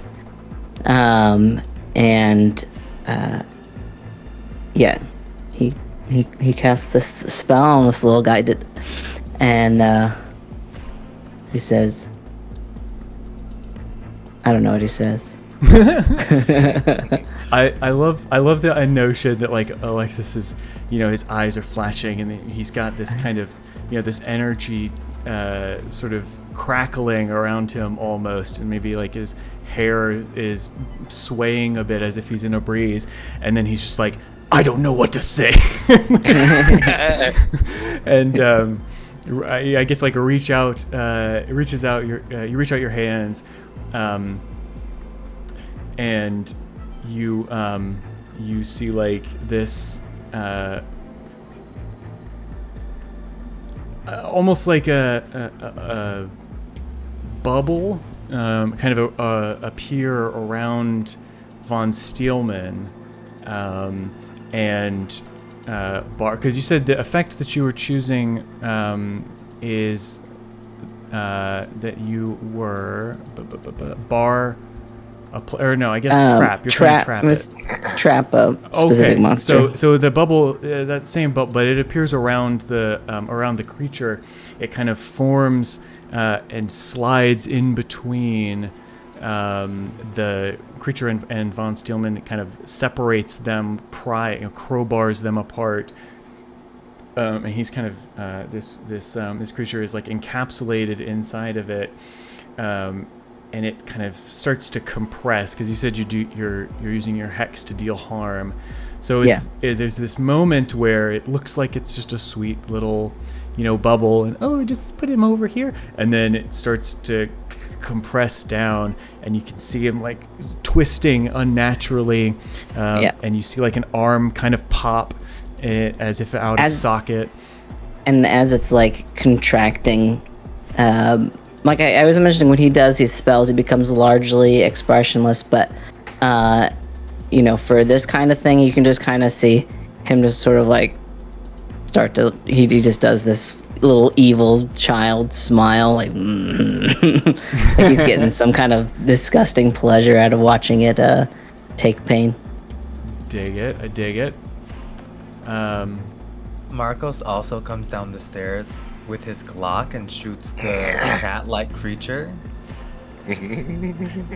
The one that he knows is behind it. Okay, so let's do that as well. So there's two things that'll happen. Go ahead and roll to kick some ass, Marcos. Does that mean it has an attack that can reach me back? Doesn't necessarily. The way that works is that it's all of the rolls are contextual. So if it doesn't have anything that can reach close, then it won't be able to harm you back. Okay, so that is a failure. So do mark experience. Always we have the upside of being able to mark experience, and basically on a failure, you don't get to do nothing to him, and what happens, I think, you take a shot at this thing, and you miss. It's a bit farther away. It's a bit amorphous anyway. It's a tough shot for anyone in any circumstance, but certainly in this one, it's a tough one for Marcos. You miss it, and it scurries away around another corner, and it heads towards the broken glass of the back window to escape. As it is doing that hissing sound that you heard from the thing that was on von Steelman, it starts to build. The sound gets louder and louder, and then from within the bubble there is a deafening explosion. There's this loud roar, and within the bubble, perfectly encapsulated by Alexis' spell, you see this creature just evaporate, just incinerate itself essentially, and viscera and bits of mold splattering against every conceivable surface of this bubble, but it is contained by the spell, so nothing too terrible happens. The viscera is, meat. It is. Okay. Yep. I just go, I'm not cleaning that up. It was like that when I got in here. Alexis, I think you just killed somebody. The bubble, I guess. The bubble stays. The bubble doesn't go away. There's just this bubble full, a floating bubble of rotten meat, basically. Goo and blood and gore and mold. Do we see? Is the mold moving around at all? The mold does not seem to. It's not moving around. I mean, it is sliding, down the bubble, sides of the bubble and around, dripping from the top. But it is not. It doesn't seem to be animated. Okay. All right. So, should we get that other? Should we go find that other thing? It went scurried away.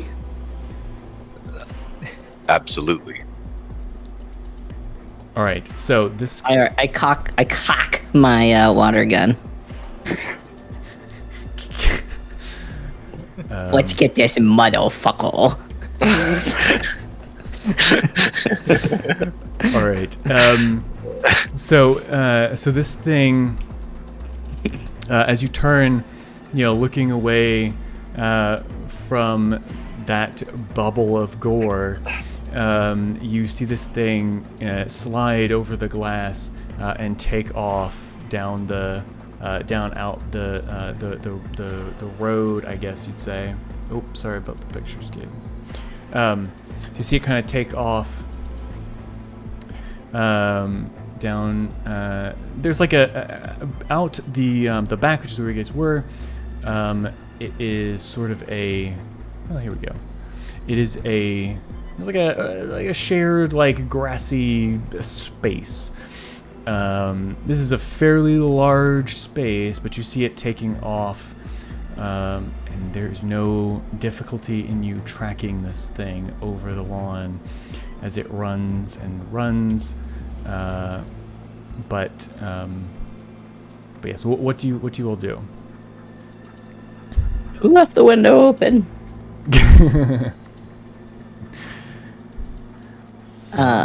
Somebody. Is it moving so fast that we wouldn't be able to catch it? You can certainly try. So you're trying to catch up with it? Well, I mean, it seems like the kind of thing that we don't want running around. Yeah.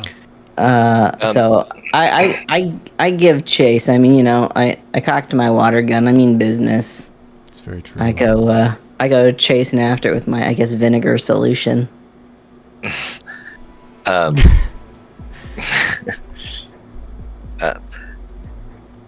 I guess I'm a little bit foggy to make sure that a little bit foggy about like the bounds of like use magic or whatever, so I don't want to be like I pull out my blah and then all of a sudden. No. I mean, so the way we do that, we're kind of building the rules as we go. The rules of the game are fairly vague, so the purposes of making it more interesting for us. What I will say is that I won't put. There will be some limitations, like things that are just too awesome to do, and that's where big magic comes in. But for the most part, I'll let you try a lot of different things. If it we'll be basically establishing like this is the gamble, and if it's a big swing and you miss, there's going to be big consequences. Gotcha. Okay. But yeah, it'll mostly be organic like that, the limitations that you encounter. Can I continue to, because I had that one, like, what is it planning to do right now? I mean, Yeah. Can I tap into that still? I mean, yeah. Yeah. Tap. Use your tune in. So roll your plus weird. Weird. It's weird, Scoob. Whoops. Like Scoob. Zoinks. Let's see. Where is it? There it is. A mixed success. Okay. Yeah. So for tune in, on a mixed success, you Just hold the one. 1. Yeah. I want to know.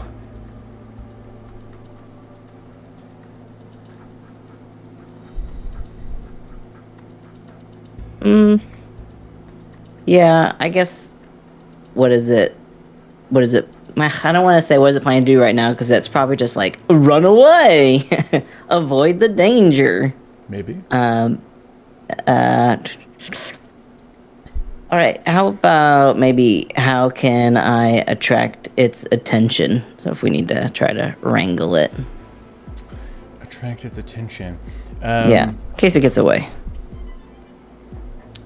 Well, what this thing seems to want more than anything is to control living things. What you could do to attract it is provide it with a juicy potential host. Okay. Well, I mean, we're hosts chasing after it, so it doesn't want.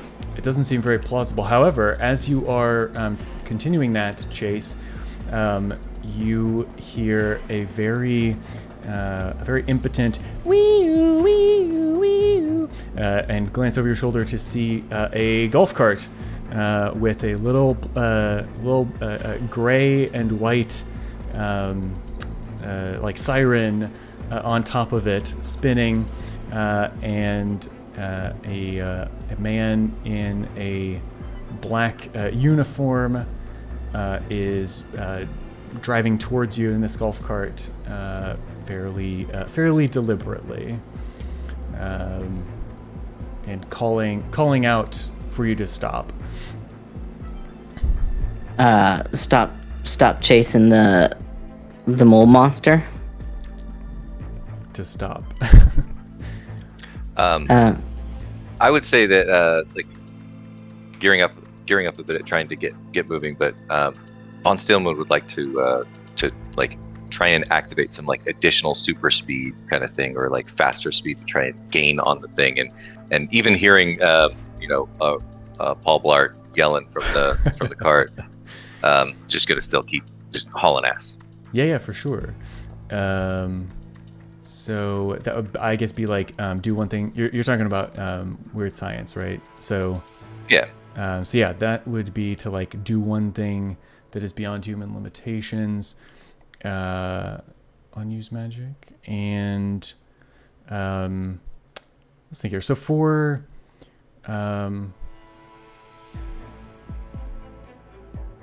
it would I think require I think what you're doing is you've got some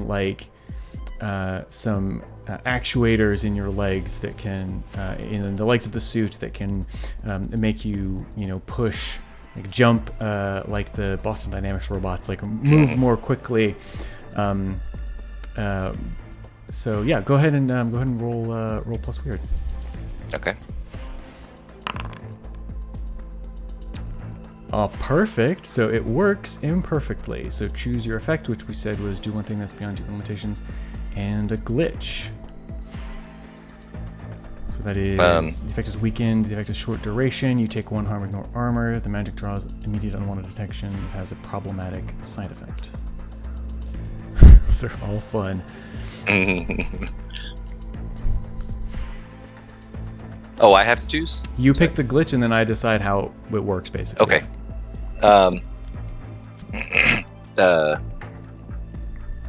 Oh, now I've forgotten them. ADHD is kicked in. The effect is weakened. The effect is of short duration. You take 1 harm, ignore armor. The magic draws immediate unwelcome attention, or it has a problematic side effect. Problematic side effect. Beautiful. Okay, so I think what happens is rather than it being weakened or short duration, you are fucking booking it, right? You hear this, and Von Steelman is just going. Problem is that the actuators are stuck basically, and you're just gonna keep going. So as you are charging after this thing, and you are closing the gap between you and it, but as you are going to pass it probably, but yeah, you are just stuck on sprint mode for the moment. It's like in Mario Kart when you hit a mushroom and realize you're at a sharp turn. You're just going. Excellent. But yeah, we will we'll deal with. I'll give you a a chance to decide what you do as you pass it, but that's what's coming for you. What is Marcos doing while this is all happening? I guess I'm talking to the dude in the golf cart. Okay, Why cool. do you have to stop? So he kind of pulls the cart up as he sees you. He's like, "What are you all doing out here?" He's not a young man.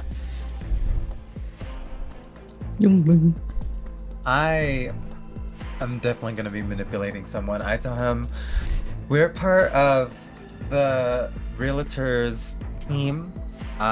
We came here to do an inspection. We found a rabid animal in the home, and we have to take it into animal control. Would we be able to borrow your cart to catch up to this thing? You'd be doing a great public service.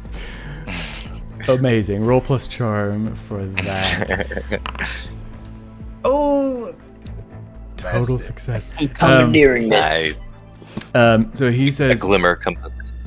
he goes, "Oh, you're with Stacy. Okay. What kind of animal is it? Is something that's dangerous?" It seems like it was Stacy's cat that, due to her being gone, it caught rabies from something. So we're just trying to help get it into the vet as soon as possible. Maybe, save it before the rabies really take over. Well, Stacy does seem like the type to have a cat. Okay. Sure, you can use my my cart. I'll just take my lunch early today. And he heads towards the back porch of the house that you guys have just left from, with a little brown baggie. And, I'm just like, come on, kid, to Alexis, and get into the cart. All right. Yeah. Shotgun. You just hop in to the golf cart and drive away. At this point, Von Steelman, you've caught this creature. You guys are getting close to the back of this home. That seems to be the direction that it's headed. And you are going to be catching and then passing it at your current trajectory. What do you do? Dainty says as he runs by, "He's back there." Just keeps on running. I think trying to get basically trying to get his suit back in control. He's going to try and like on the fly, maybe I don't know, make an adjustment to reach down and grab one of the pieces that are the actuators and just kind of like yank it off. Just see if you can pull it off so you can stop. Okay, I like that. That feels like you're trying to act under pressure. So roll plus cool for me. Okay.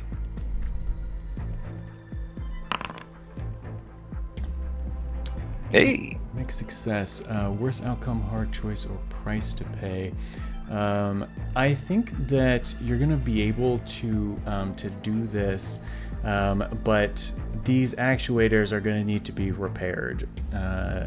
If you do it, you're basically gonna have to like disconnect them from from the power or short them or something like this, and you're gonna have a bit of trouble moving around for the remainder of the mystery. Okay. I would say though, if the creature is still there and as they're approaching, if I've found myself in a stop position and I have I'm relatively close, I would probably just out of anger and frustration, like, it's time to fucking take you out. I'm just gonna like light up his hands and just pull out the repulsor ray and get ready to fire at it. Hell yeah. All right, so just as a mechanical note, all that'll mean is that for rolls that involve you having to move quickly, you'll have a -1 ongoing. Okay. And for this though, go ahead and roll to kick its ass.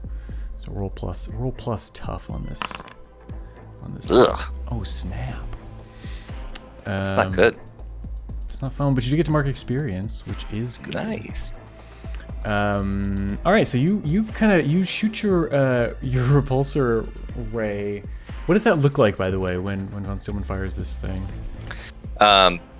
Just it's one of the only things that actually looks like it works, right?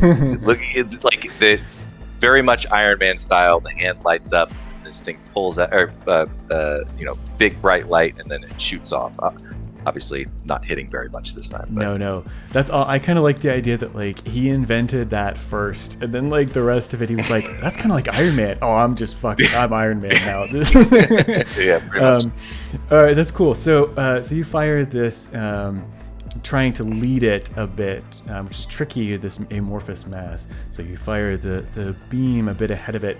Some dirt and grass kind of sprays up, and it rolls through underneath it, and I think you're far enough away that it can't quite get in and hit you. It doesn't seem to have like ranged attacks, so to speak, but it instead takes the opportunity to kind of swerve around, take a different track, so you're no longer between it and the home, or directly in front of it, let's say, and kind of swerves around, goes past you, and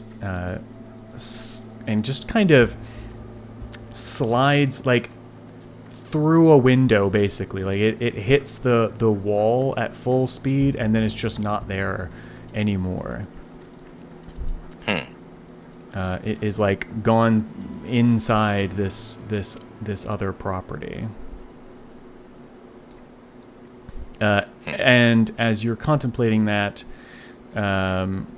your little entourage pulls up behind you. You've got the wee-oo, and a golf cart with Marcos and Alexis pulls up. What do you all do? You didn't lose. You were going shopping.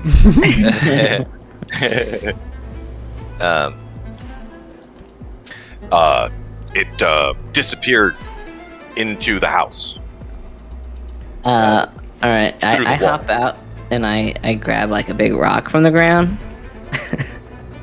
Let's go inside. Perhaps the door. That's a little loud. Hang on a second. Okay. Is it? Go ahead. Is this one of the many vacant homes by appearances? Yeah, they're all vacant, basically, right? Like, there's nothing. There's nobody living in any of these properties. So you are good to smash away, really, except for the security guard who's sitting and eating his lunch across this common area. There's not really anyone to see what you're doing anyway. Yeah. Okay. All right, so you smash open this. No, one. I don't actually smash it. You're not gonna No, smash it? I'm not under the compulsion of any demon guy. So at the moment, I assume when I asked that question that a sensible person was like, obviously no. You forgot that you are who you are paired with. No, yeah. I mean, I'm about to run this cart into the house. I don't know what you mean. No, let's go around the front, try and cut it off. I imagine it's still like trying to zoom through the house or something. Yeah. Okay. Yeah. You go around front, you said? Mm-hmm. Cool. All right. In the cart? Sure, Cut through yeah. the yard. Up until I get to the door, we take the cart. Right That is a up there. phenomenal, like, the mental image of that is really great to me. We've got, Marcus, like, driving Alexis in the passenger seat, like, legs kicking, maybe, and then Von Steelman, like, standing on the back, like, holding on. As cart comes careening around the corner, you go around to the front, and you see a similar situation in terms of the front door being having that sort of that thing, the lock mechanism on it, but this one's not just sitting on the hook or hooked over the knob. This door is broken open, as if it has been forced. And as you peer inside, the stench and the moisture are palpable. You can feel it coming out of that open door, and everything inside this home is coated in writhing, gooey, dripping mold. Oh no, it's the bad stuff. Oh, okay. Dainty pipes up and says, "I think we found it." We found its home. I'm gonna use my hold on investigate mystery. Where did it go? Beautiful. So I think that what you are able to ascertain is, while this this mold is everywhere, but it is moving. It's undulating. You can see these crazy, like, soporific patterns in white and red and green and black, and they're as it kind of, like, undulates, you see growth in certain areas and you see shifting in certain areas, and all of the as you stare at it, all of the motion seems to be moving inside the home and towards one corner. We don't have, like, a floor plan or anything, but, like, this corner of the home, the back left corner of the home, that seems to be where all of this is being drawn to. Okay. Is there anything else distinct about it in the corner there? Well, you can't see, like, there's walls between you and that. You can't see that corner specifically unless you are unless you traverse to get there. But I didn't want to make that decision for you. Yeah, that sounds like we'd have to traverse across some of the mold stuff. It does. Which might, try to get in our orifices. Which I don't like. No, you don't. Maybe you don't like getting mold in your orifices. No, that's one of my least favorite orifice things. Maybe we can go outside and around the corner and like see you look in the windows.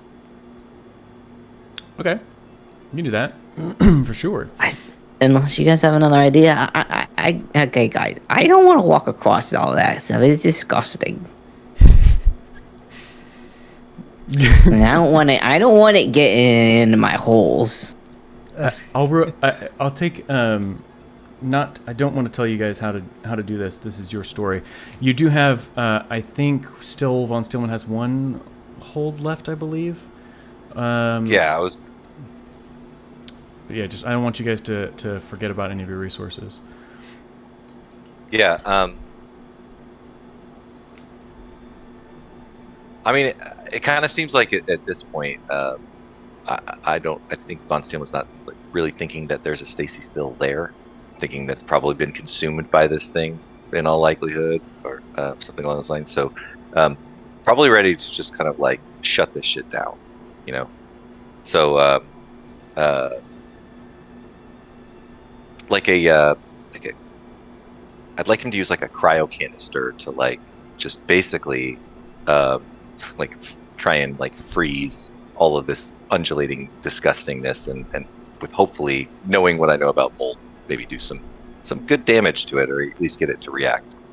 Okay, so that'll be I believe, if I remember your weird science, or not your weird science, I'm sorry, your laboratory.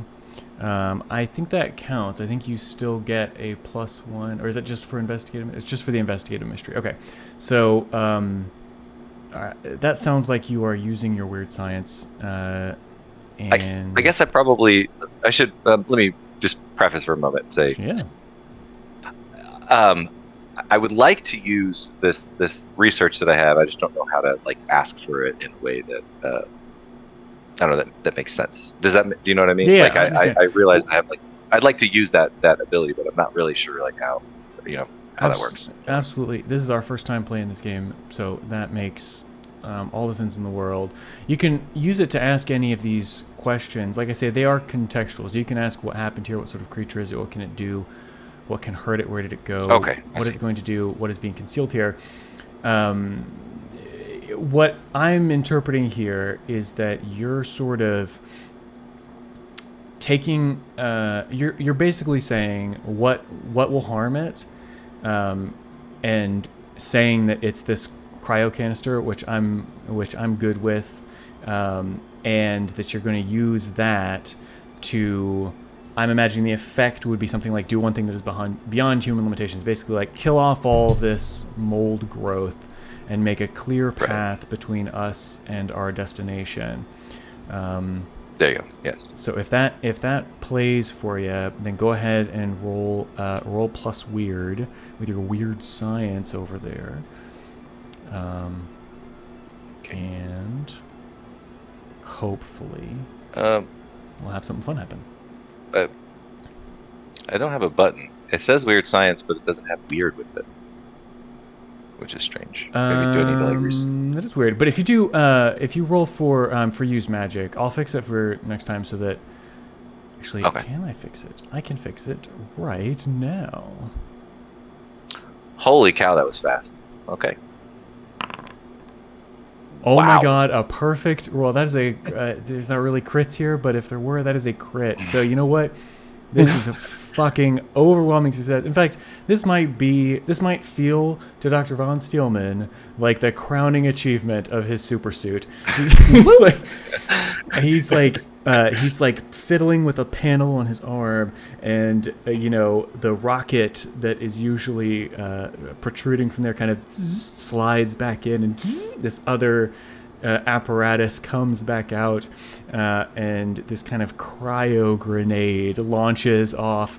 There is this perfect. It's perfectly placed. Like the blast of cold, it like just gets up to your faces.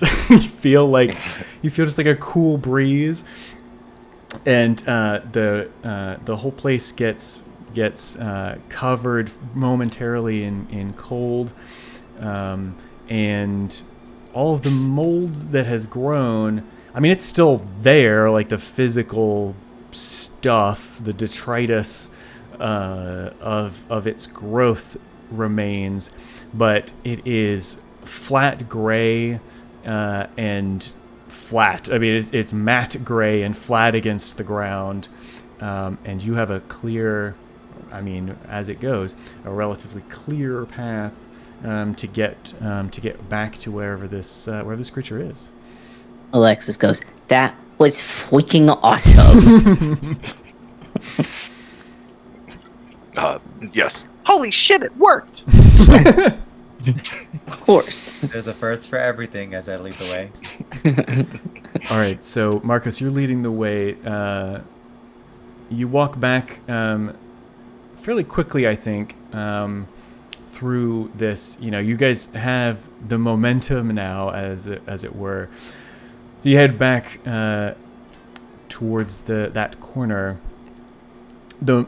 You no longer have the mold itself to guide you, obviously, but there is still concentrations that you can still infer into your memory. You make your way there. The room in that corner, as you kind of like peek your head around, you see standing motionless. You see a being that you know, on the face of it, looks not dissimilar to the face that you saw in the yard sign at 911 Woodside Drive. However, that face is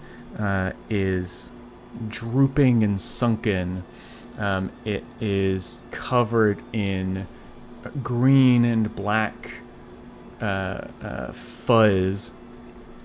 And as you are entering the room, you see that creature climb up and force open the mouth and crawl down into the throat, and you see the eyes pop wide and flutter a bit, and then her hands flex, and she makes eye contact. I mean, with Marcos, you're leading, so she looks directly at you, and I think charges at you, essentially. What do you do? That is a good question. I do have. I guess I'm gonna pull out my pocket knife. You do have a pocket knife. Yeah, I saw. So I saw the creature go into her mouth. Did I see like a potential like protrusion, like where it stopped, like a certain bump in the sack of a body? Not an obvious one that you can see as it's charging at you. You could actually, you know what? Let's roll roll plus sharp to we'll do read a bad situation. I think. No. Okay, so then yeah, you don't see anything, and as you take that moment, you know, with your knife to try and suss out what's happening, her arm kind of extends out, and when I say extends, I don't mean she reaches out. I mean that you see at the joint, the arm disconnects from the shoulder and is connected by this flowing like channel of fungus, and she reaches out and kind of slaps at you. you take one harm, which you ignore with Armor. your ring. So her her arm reaches out and kind of slashes at you, I guess, and it seems like it hits you, but again, in sort of WWE style, it's like just shy of actually making contact, and then the arm kind of reattaches, and you hear this like cracking and popping sound as the shoulder gets back into place, and she turns to Alexis. I guess Alexis, I think, was next, right? So she turns towards Alexis, and I guess like I guess you would just describe it as like leaping. Like she's like leaping through the air, headed towards Alexis. But yeah, what are you guys gonna do? Okay. Well, maybe I'll just try and trap this guy again. Do a magic. I have let's see here. Where is it on here? Okay, so I'm gonna cast that spell, trying to capture it, because it seems like there's this entity that's inside of her, and I'd like to get that contained. But also when I did my tune in, and it said what was it gonna do, or was it planning to do, which was get me. I mean, it's trying to get me right now. So can I get an extra +1 on my spell roll? Does it go to anything? The tune in? Well, it was when I did when we were at the house, and it was yeah, like you can. it just wants. Well, I guess that both times it's just like I want somebody to get. So I guess. Yeah, absolutely. You get +1. Let's see here. Where's my heck? Okay. Yeah. That's exactly what you wanted to do. So your effect was that you said trap, right? You trap a specific person, minion, or monster? Yeah. Outstanding. And then you wanted to use hex. Which hex ability are you adding on to that? Well, I don't know. I like that the target breaks something precious or important. So, right now it's its host, right? Maybe we can break the host or the legs of the host. That's the thing, right? Because the other. Okay, or just we can just do a blanket, a couple of harm. I can't think of an appropriate disease for this thing. No, I can't think of a good disease either. But you can do the extra harm. We can say that you've broken something. The host is Stacy is not a thing, I guess. Well, I mean, she is. I mean, it's a dead body right now. So, but yeah, I mean, if there is something that's precious or important to this entity, I'd want to know if that was. Well, I guess you don't have to know, right? I mean, maybe it would make sense if I did. It's a curse. It's a hex. You don't have to know what's breaking. You're choosing that effect. It's my problem to figure out how that works. Okay. So yeah, I think that's interesting. Okay, so are you doing the same like bubble thing that you had done to trap the one earlier? Yeah. Okay. Does that happen to just out of curiosity come out from like one of those little bubble, like small bubble things? Oh yeah, I'm like no. This is fairly. It probably looks fairly demonic in appearance. I'm thinking probably something a little bit more dark and tendrily. Oh yeah, I like that. Yeah, it's got tendrils on both sides, on the inside and on the outside. And I think one of those tendrils is the mechanism that causes this hex to take shape. So those tendrils are kind of going in various directions. One of them goes down towards the body, and you see it kind of coil around the neck, and it pops off like a wildflower. What are those little wildflowers? You know, that you like pop off the heads. Can't think of what they're called. But yeah, dandelion, like you just kind of go. Anyway. Yeah. So it just pops off. And now to Marcos's question, you can see this, like, bits of this thing sticking out of the spinal column. I mean, let's just call it what it is. And it is like looking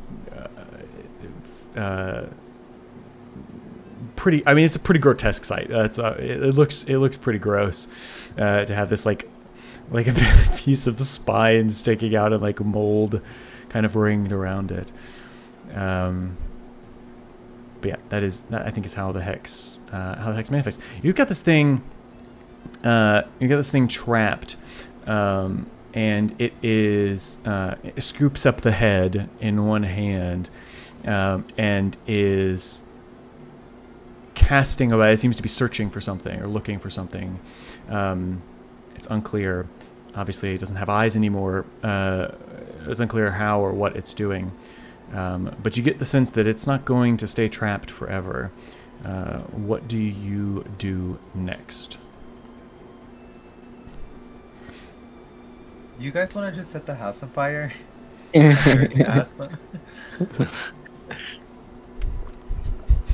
Baby says, "Fuck yeah!" So what what you is wanna when we were when we saw it like crawling into the mouth? Like, can you describe again what this thing looks like?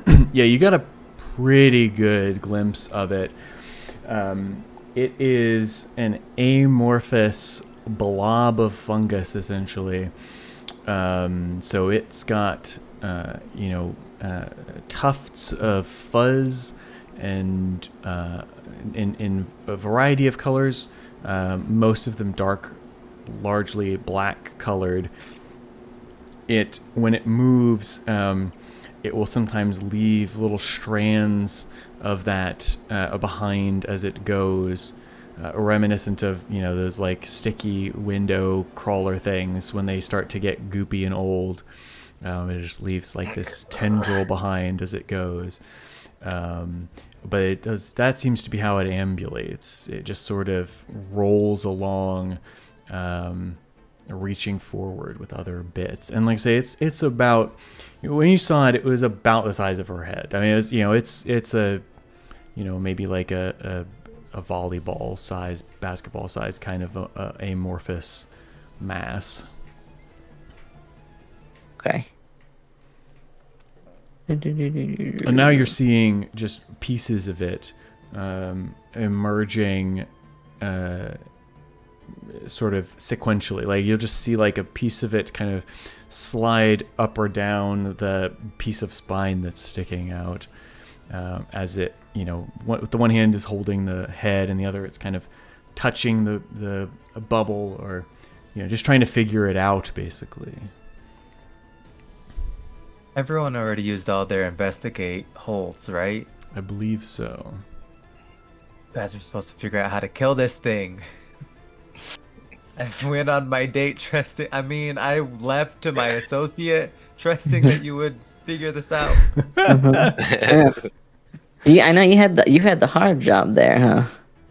The hard job. I went to go on a date. What did you guys do? Well, I will My remind, associate like, didn't know much. That's not on me. you did find things, right? I mean, you did find out things that it is weak to. You remembered when you first saw it and you were trying to think how to inhibit it. You remembered that things like vinegar and fungicides and essential oils, specifically thyme, is a concentration of time oil is something that a lot of contractors and disaster recovery folks seem to be really enamored with at the moment. So you can just pull out your time. You've got all the time in the world. Eh? For the whole house, this whole place is like infected with something. Well, we want to get like this the bit that seems to we have contained at the moment seems to sort of be the I don't know, the brain part, if for lack of a better word. Here's hoping. You want to just pour your vinegar on it? Open up the thing and we pour on the vinegar. I'm pumping the pump action thingy of the what do you call it? The small little super soaker. I like it. Right, it's not a teeny one, but it's not a big one either. Right, it's got to fit in my backpack. But like I got my pump action thing going on. I'm sure Von Steelman's got his stuff ready to go. Okay. Yes. All right, so you guys are all like basically prepping to dump stuff on this thing when you drop the spell, right? Yeah. Yeah. Okay, so roll. Everybody's doing that. This is like textbook kick some ass. So go ahead, roll kick some ass. I don't have one of those weapons because I wasn't there when they were prepping all this. I'm going to help out, actually. Okay, I like it. This is our first help out roll. I'm just going to throw that on top. So you roll plus cool, everyone else rolls plus tough. Tonka tough. All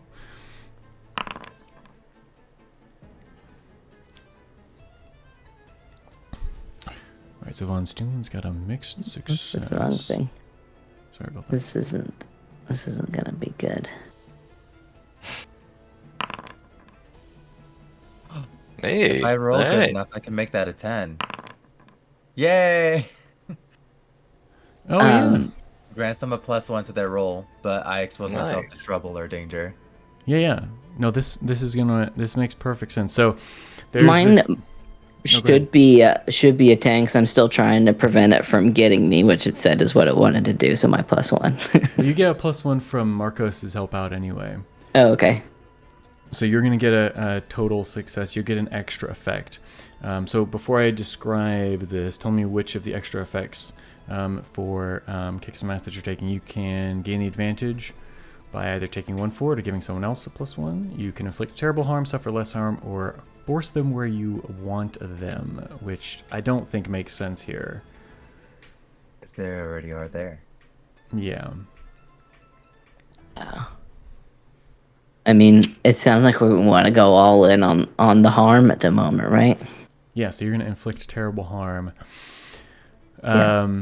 Okay, so so basically what happens here is you drop the spell Von Steelman. You've got we said you had like built into your suit. You had like some sort of Wrist rocket. bleach dispenser, I guess.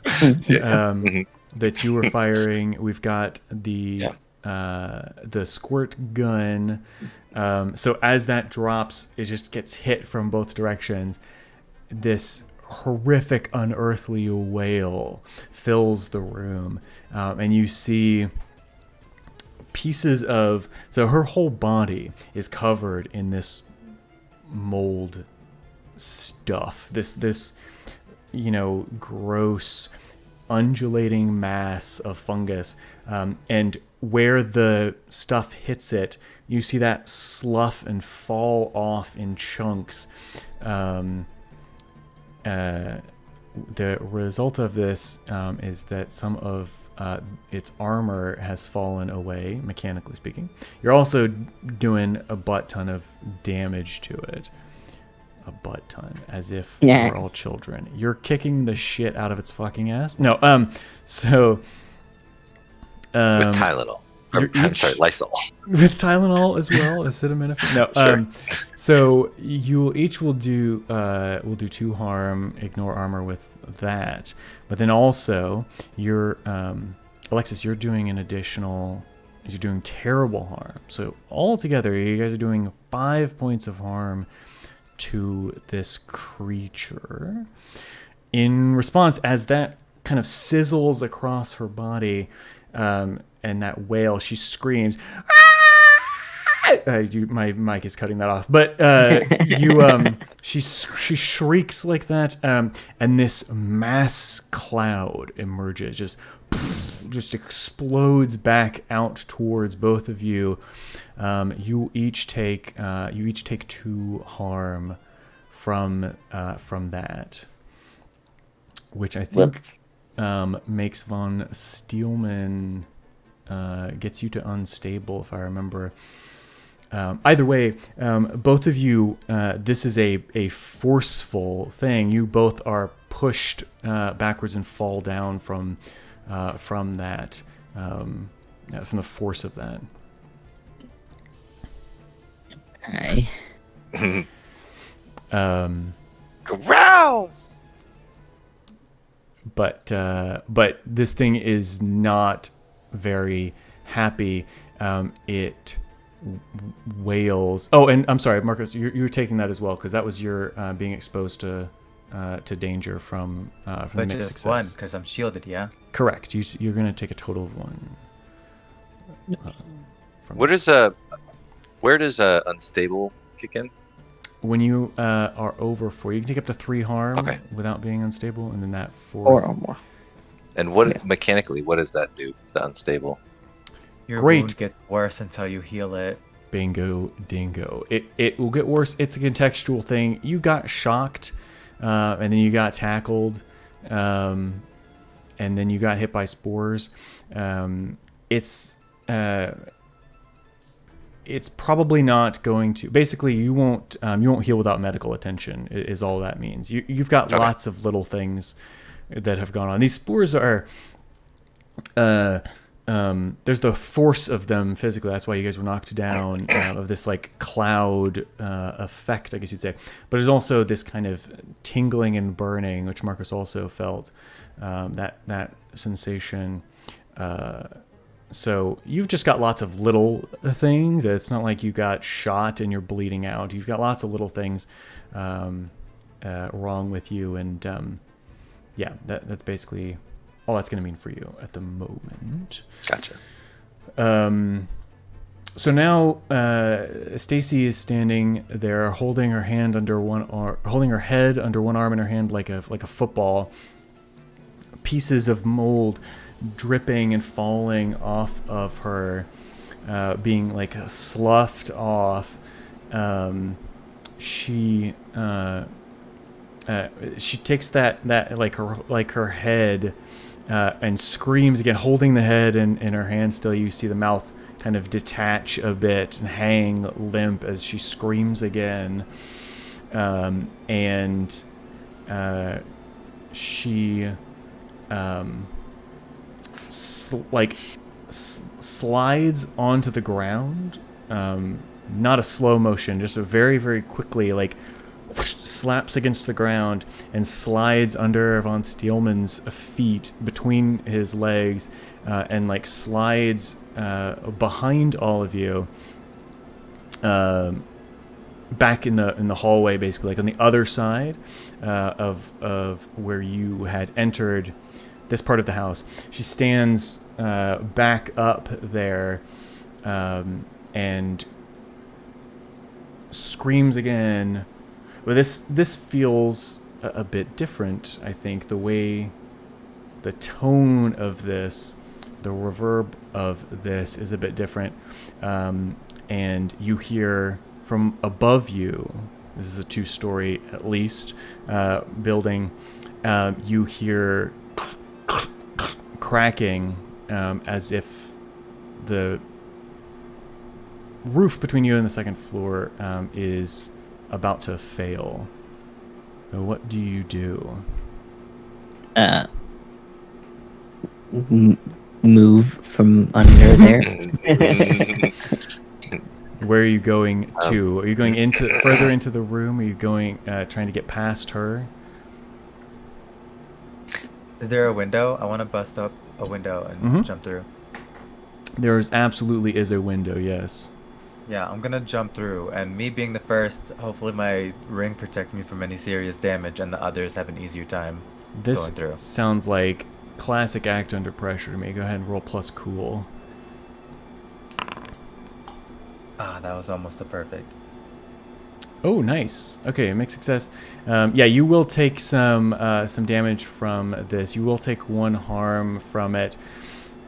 Your ring does protect you from actual like damage, but there are bits of glass still kind of stuck around you. They didn't like cut you, but they're like on you, and we're just gonna hold on to that as a thing that will be interesting at a future moment. I don't like that. So you take 1. Badass. You take 1 harm, and you've got that like little pieces of glass throughout your clothing and hair and so forth. What are Alexis and Von Steelmen? What are you guys doing? I'm gonna follow. All right. I'll attempt to leave as expeditiously as possible as well. Yeah. So both of you guys roll plus cool as well to act under pressure. This is just there's not a window there anymore, but there's still shards of glass, and it still is jumping through a window and trying not to get slashed to pieces. So. Do I have any sort of disadvantage, or subtraction due to my inability to move and my unstableness? You're gonna have a -1 from that earlier mixed success. And Alexis,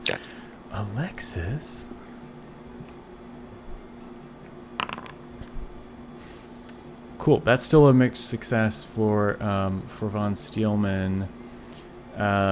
Wait, hold on. That didn't seem to take out a negative. Oh, actually, I can't really tell if it took out the negative or not. I have the unstable thing checked, but no, that's fine. You don't take it from the unstable, so you're good there. Oh. It's just from the from earlier with the actuators. It's just a consequence. A of 7 is that still thing. a success anyway. Exactly, Like 7 is still a mixed success. So, but Alexis, mark experience. You did screw that up, and let's see. Goodness, what's that gonna mean? I think I'm gonna try and protect someone, because Alexis is already hurt. Oh, and you could actually, this is a good point to, a good opportunity to mention. Mechanically, you can help out after someone has rolled. So you could like use help out to get Alexis to a mixed success, if you succeeded in that. True, you are at a 6. Yeah, he is right on the edge. So you could roll help out. You get a mixed success. Throwing myself to danger again. Yeah. Well, that's totally fine. So yeah, he gets a +1, which means that his act under pressure is successful. I reach over to pull him through the window because he's so short. So I think you're each going to have that price to pay. I think for you, Alexis, you're climbing through. Your backpack is like getting stuck, and you go to like lever yourself out, and as you press against the window with your hand, you start to lose your grip on the squirt gun. So you have the hard choice that you have here is that you can get out without taking any harm, or you can drop the squirt gun, or you can hold on to it and you will take some harm from the glass. I'll drop the squirt gun. All right, so the squirt gun clatters to the floor. And let's see, Von Steelmen, you also had a mixed success. I think your hard choice is about Alexis. I like the idea that like Marcos has like pulled Alexis out, and Alexis is standing up. Von Steelmen, you are like powering your way out of this window, and you are like coming down, but you didn't quite plan on Alexis getting stuck and dropping his squirt gun, and so your trajectory is you're gonna land on on Alexis, and potentially injure him a bit, cause him some harm, or you can basically you wouldn't take any harm. You've gone through that window. That's fine. But you would fall down, which I imagine you got a little bit of a turtle situation in that suit when you've fallen over. So you either land on Alexis and keep your footing, or you fall down and are going to have some kind of situation to get yourself back up. Von Steelman wouldn't fall on Alexis for sure, so he's going to just do it again and kind of turtle himself over on the way out. Okay, got it. All right. And you guys are kind of laying, or not laying, but as you guys are sort of gathering yourselves, you see, you glance over and you see the security guard has run over. I say run. He's walked because he's an older gentleman, but he is like doing that little like shimmy shake that older folks do when they're trying to move more quickly, but they just don't have it in them, in the hips, to get moving. And he gets over, gets up to you guys. What in the Sam Hill are you doing? I'm gonna have to manipulate someone again, aren't I? We were performing a house inspection, and this derelict building almost killed us. So you need to stay as far away as possible. Do I look at the window? I think it's coming down. The window. Look at the window. The whole place could come down. It's really unstable. You need to back away. As you're saying that, from inside you hear a crash, a crash, slamming, as whatever threatened to occur within transpires. You see like debris flying everywhere. Go ahead and roll plus charm to manipulate someone and see. Hey! Total success, man! You are just playing this old man like a fiddle. I am the most charming person ever. For the record, his name is Harold Tanner, and he's 64 years old, and he's been patrolling in Woodside Acres since since construction began in early 2008, and they've just kept him on payroll. Anyway, so Harold's like, oh, Jiminy Christmas, look at that. The whole thing's gonna fall, you're right. I'm gonna call somebody. He reaches into his pocket and pulls out a flip phone and starts to dial. I will say I did ask him to get as far away from the property as possible. And that 10 says they'll do it for the reason that you gave them. As long as you didn't ask too much. But he is calling. He's calling his boss basically, but he is walking away as he does so. Good. Take your call away from here. Yes. And make sure if you see anything coming, keep your mouth closed.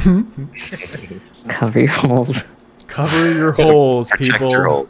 Protect your holes. Protect PYT. UH.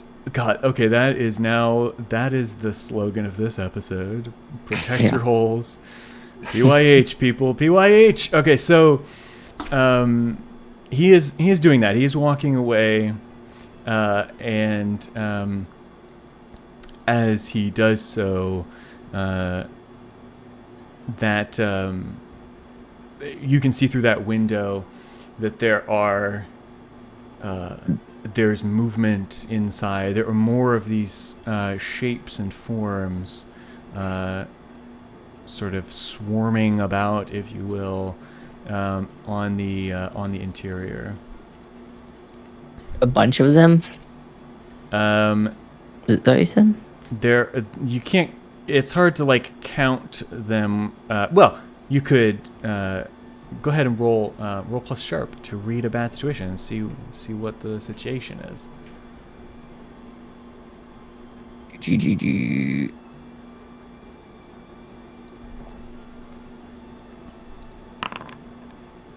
Holy cow. Oh my goodness. So on a 12, you get to hold 3. So what's my best way in? What's my best way out? Are there any dangers we haven't noticed? What's the biggest threat? What's most vulnerable to me? And what's the best way to protect the victims? What's the biggest threat is basically the question that you asked. You look through that window, you see 3 of those creatures. They are kind of collecting themselves after having fallen through. Additionally, what you see is Stacy, and she is using her one arm, actually, and growing mold that is lifting them up as if the hands of some sort of giant or deity, lifting these creatures up and sort of shoving them towards the window to get out and to get after you, shrieking all the while. Can I say that during the conversation with the security guard and stuff that Von Steelman's just been in the background trying to get himself up. No, I got it. Oh yeah. Roll just because this is fun. Roll to act under pressure. Okay. Yeah. Roll plus cool. Or make success. All right, that's fine. It just takes some time, we'll say. So, you are rolling around, roll, get it, and I can imagine like Dainty, like as he finally gets to that like tipping point and he can get up, Dainty is like pushing on him to try and get him up. So you do manage to do it. Eventually, it just takes you some time. And you know what? You look silly while it's happening. You look like a big old metal turtle, man. He's not terribly concerned. So the mold growth is shoving these creatures towards you guys through that window. What do you do? What's the question for the read a bad situation? What's most vulnerable to me? Yes. What is that? That is horribly worded, is what that is. It can be interpreted any number of ways. I think that the way that makes most sense to interpret that is a question is like, where can I personally do the most damage? Like, what's the thing that I can, the thing I have the most leverage in? Okay. And I think that is Stacy, right? I mean, you guys haven't exactly fought these things, but you've encountered these things before, and what they did was not like what Stacy had done, and Stacy has the creature inside of her, obviously, and is still sloughing off mold as the bleach and vinegar or whatever it was that you guys poured. Don't mix those things, by the way. Whatever you guys poured onto her, she's still like sloughing off, so she seems quite vulnerable actually at the moment. So as far as we can tell, that's the creature, and everything else is sort of auxiliary. Yes, you've observed this long enough that your determination is that there are a couple different ways that this creature can like control things. Then, but that the creature itself is that mass of mold. Okay. That's still inside. Still inside Stacy. Yeah. I am curious if this is something that you might consider letting me do. One of the spells is that I can summon monster into the world. I kind of like to summon like a swarm of like cockroaches or something along those lines. You know, something that wants to consume mold, as it were. Hey, what eats mold? So, I mean, technically, cockroaches are one of the things that do. They do. But they... Oh, wait, no. They are attracted to it, but they don't eat it? Beetles. I thought that's what I read. Beetles, there's. termites, ants. You know what? Things There that naturally is. eat mold. You know what? This is a shame because there's contradictory information Oh, I see. I didn't read that. out there in the world. They live off of paper and wood, and mold makes them easier to digest. I see. But there are mold mites. Mold mites, I think, are the easiest thing. Yeah, for you. yeah. I don't know much about those things. So I guess Well, but you guys did do research. I think it does. I mean, it says monster, and so unless this thing specifically has a book of monsters that we get to choose from, I'm choosing like a swarm of demonic inspired like cockroaches that feed on mold. Not like haha, I got you. It's gonna eat everything, but this is something that's gonna attack. So, In a swarm-like fashion instead of whatever, a big demon or whatever. I will say that summoning is not something that Alexis can do instantaneously, right? So this is something that's going to take some time. I think that given that you're not creating something that's never existed before, you're just sort of manifesting a number of them. So I think that it says on use magic, it says the keeper may say that it requires certain things from you. I think this one will take you like 10 seconds or so to be able to cast effectively, but you will be able to attempt this. So go ahead and roll plus weird to cast your spell. Okay. I guess I might as well do the hex version there. A total success. So you managed to summon a monster into the world. There are no glitches. It works without issues. It does take some time. So before that happens, Von Steelman and Marcos, what do you guys do? Alexis is, going into a trance. You've probably never seen this before, but his eyes flash with this angry, red energy, and he's muttering words in a language that he doesn't know and you don't either. Like you catch a few words, and it's something like, I've invited some friends over to play. Fuck yeah. So while that is happening, what do you all do? I imagine I want to board up the window to prevent the creatures from coming out. Not literally board it up because we don't have all those materials, but I imagine I can find a big plank, right? And like push it up against the window to make sure those extra squigglies don't come out. Yeah, you can kind of barricade it. What does that feel like? I guess, well, let's see. Would that be... You're not protecting someone. You're acting under pressure, I feel like, in that one as well. Acting under pressure is a good catch-all. So yeah, go ahead and roll plus cool for that, I think. At least I'm good at that. Never mind. Not this time. So you wait, I got it, guys. And he starts picking up the pieces of glass, try to put it back together. Well, I'll put the window back together. Well, now that's gonna pay off. So Marcos grabs a board and goes and presses it against against the window to try and hold it there. By the way, Marcos.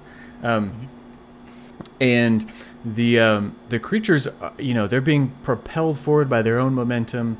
They're being propelled forward by this thing that's like trying to, mold wave that's kind of pushing them out.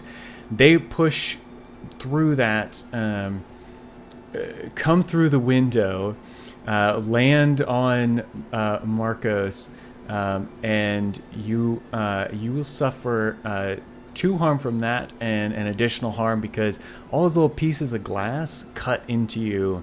As the mass of all of that mold and wood and stuff slams onto you. So you'll only suffer 2, but you take 3 3 harm from that. And so as part of that, I think that makes you unstable. No, that doesn't make you unstable. You're still good. I have it that I'm at 4 now. You are at 4? Mm-hmm. Okay, so yeah, so you are unstable, and you are underneath a massive of these critters. Von Steelman, what do you do? Excuse me, Dr. Von Steelman. What do you do? My proper accolades, thank you. Is it a PhD? Go ahead. It's honorary.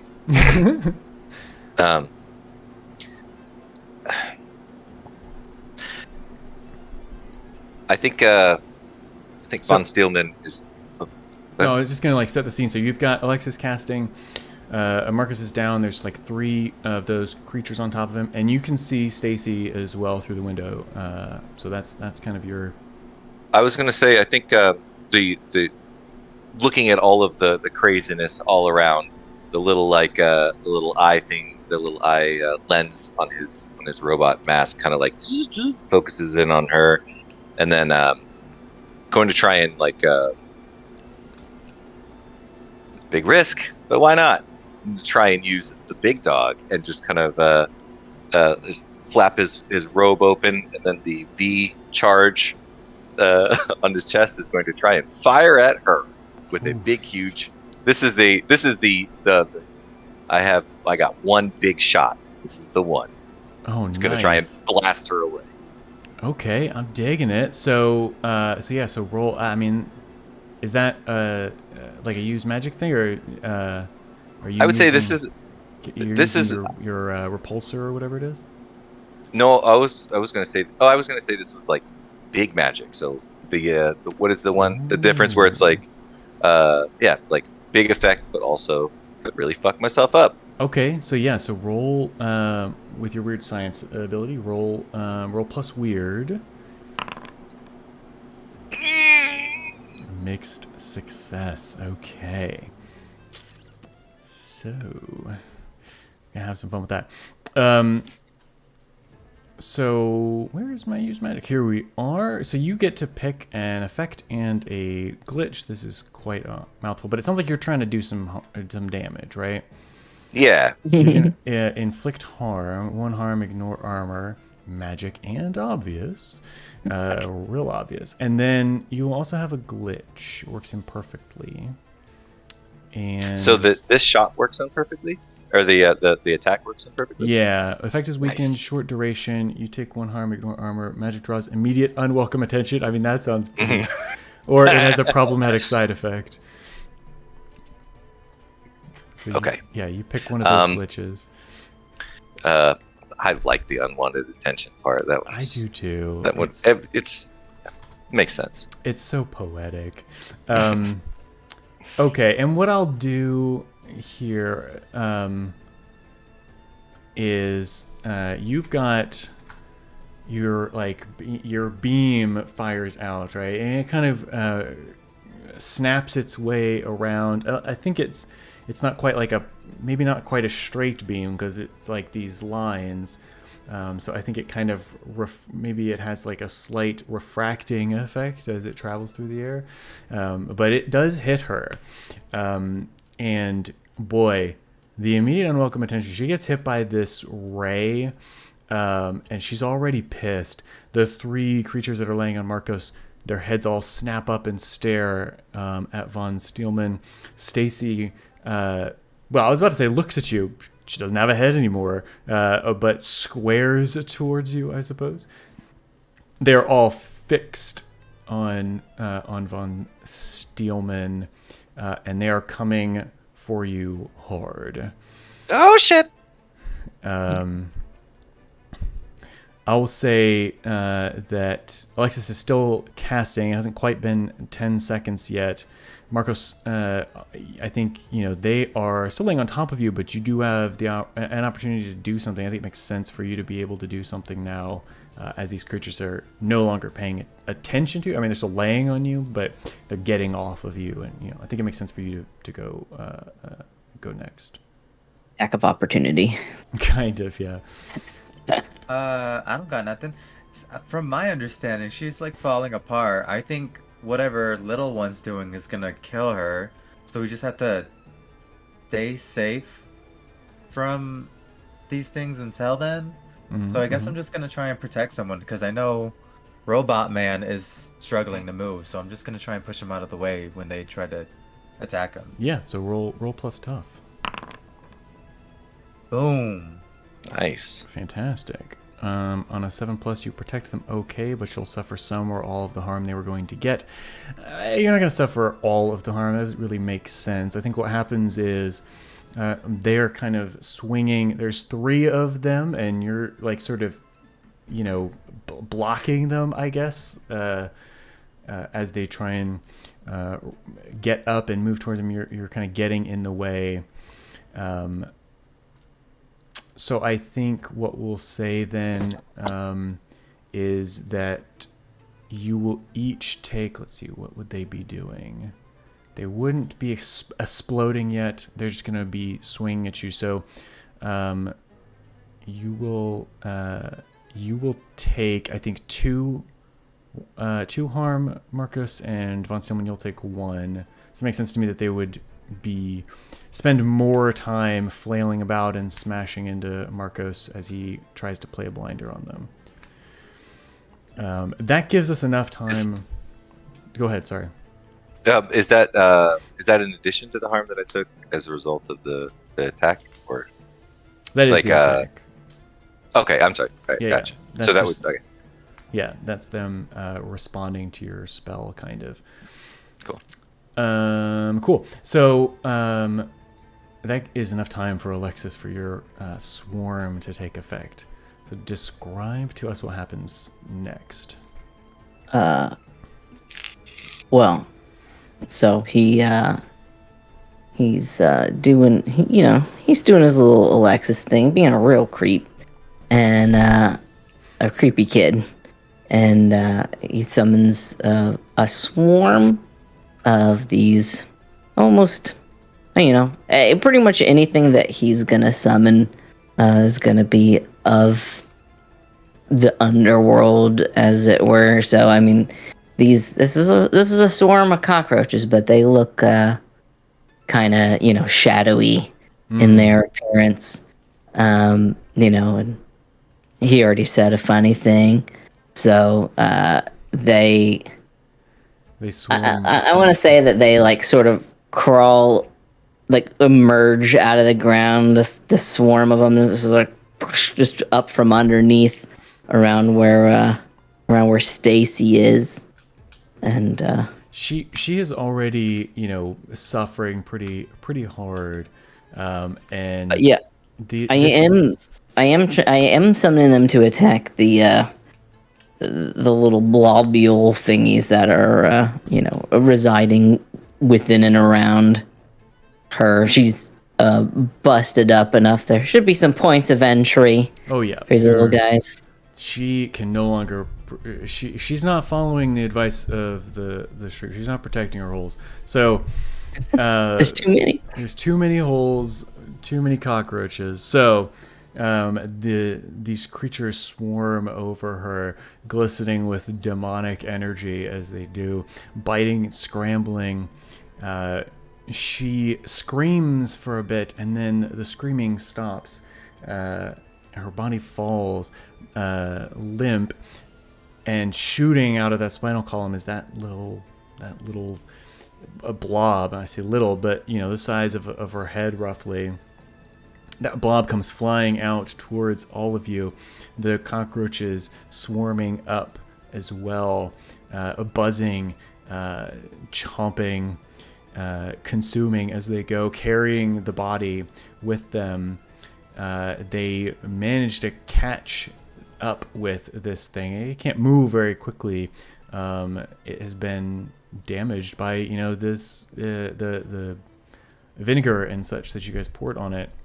So it can't move as fast. The cockroaches catch up and are biting and swarming all around it.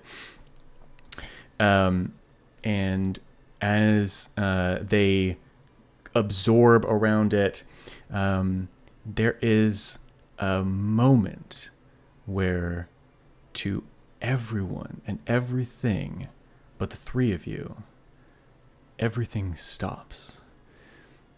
It is the most stillness that you can imagine. So pure, unadulterated silence.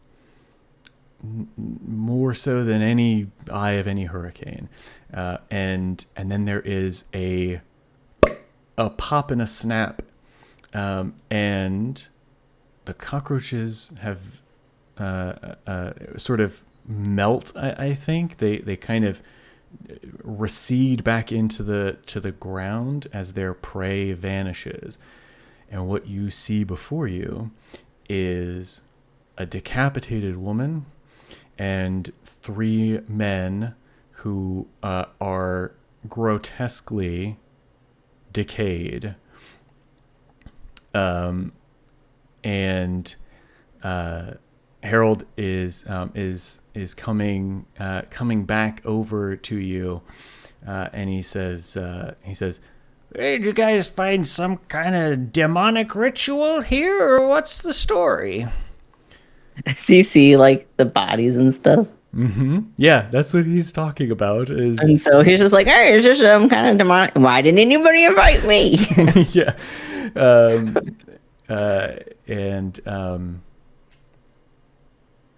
Yeah, that'll be that is the end of this movie. You guys have solved this first mystery, and slew the mold monster. We did have to kill Harold. Yeah. He's still around.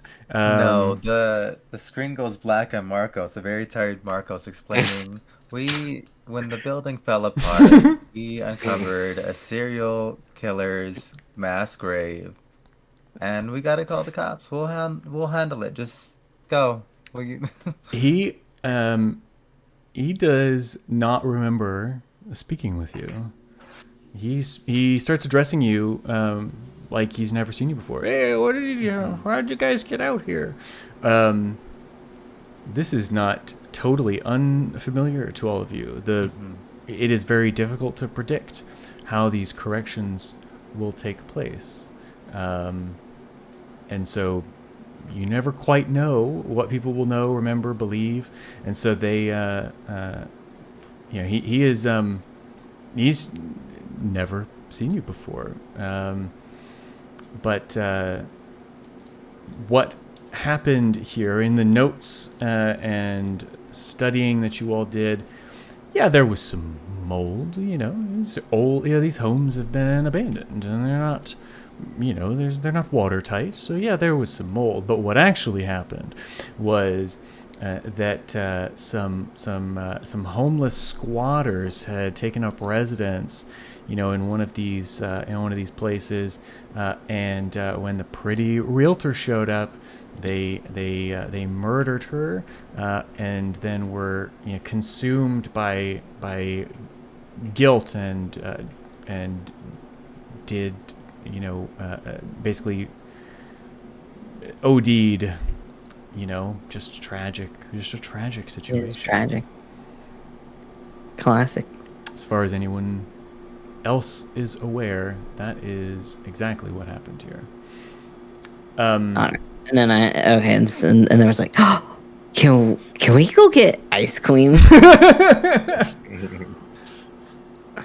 Well, you guys are beat all to shit, but we gotta go to the hospital first. Sure, we can get some ice cream on the way. I hear the hospital serves great ice cream. Come on. Oh my god. Okay, well, the first one we went a little bit long. We were a little late getting started. and we had all the intro stuff. But going forward, we'll start on time. I've got all the, not all, I have many of the quirks of this setup worked out, and we'll be able to move forward more smoothly. We'll do like a recap next time, and you guys will report back to Leonard at that point. But yeah, thank you guys so much for joining. Did you guys have fun?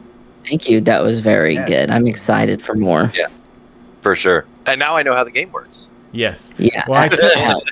I kept this one a bit simpler as we get to understand the game a little bit better. They'll get slightly more nuanced or complex. But you guys did a good job, and you won, and you didn't die. So that's good. Yeah, are you gonna ask the end of session questions? I am gonna ask the end. Look at you, Marcos is all over this. So let's pull the. I don't actually. Did I put that? I don't think I have them. No, I know, but I don't. I don't have them on my. Oh, it's a little. To show on overlay. the screen. Yeah. I can give it to you. If you No, would I've like. got. That's all right. Go ahead and read them. You got them. I love it. Go ahead and read them. Did we conclude the current mystery? Yeah, we killed the mold people. Yeah. So that's an experience. Oh wait. No, that's not how it works. It's just a we yes. get- So it's first one's yes, then the next one. Read the next one. Did we save someone from certain death? I think that security guard. Well, you say Harold. You know what? You actually did, believe it or not.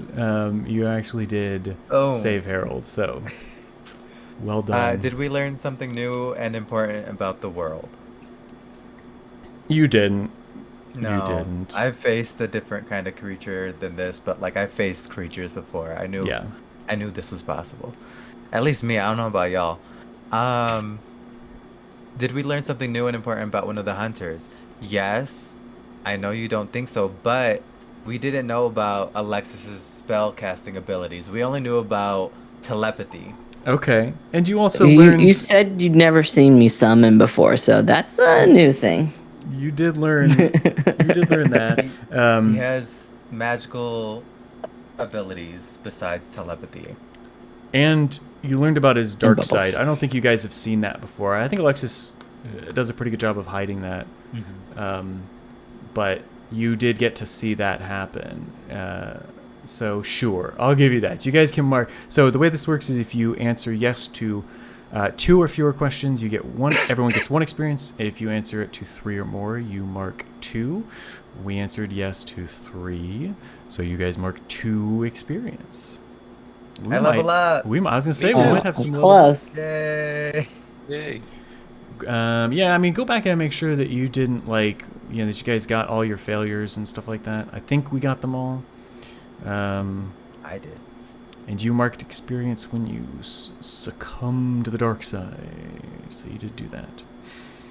But yeah, we will come back. We'll be back here. Hopefully, it will be on the 27th of May, the last Saturday of that month.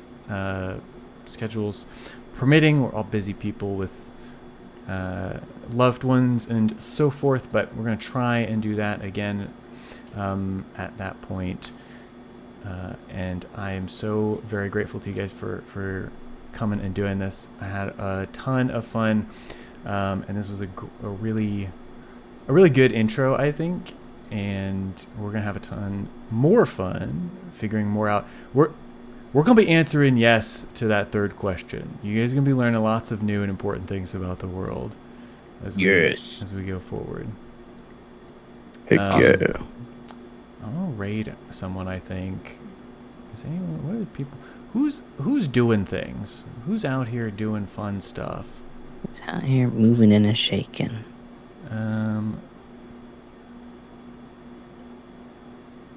You know what?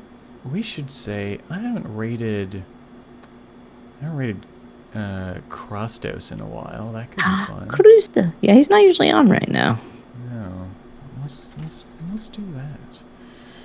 Okay, so how about this for a raid The message? right message? It's gotta be protect your holes. Protect your holes. That's gotta right. be. Yeah. Okay, let me.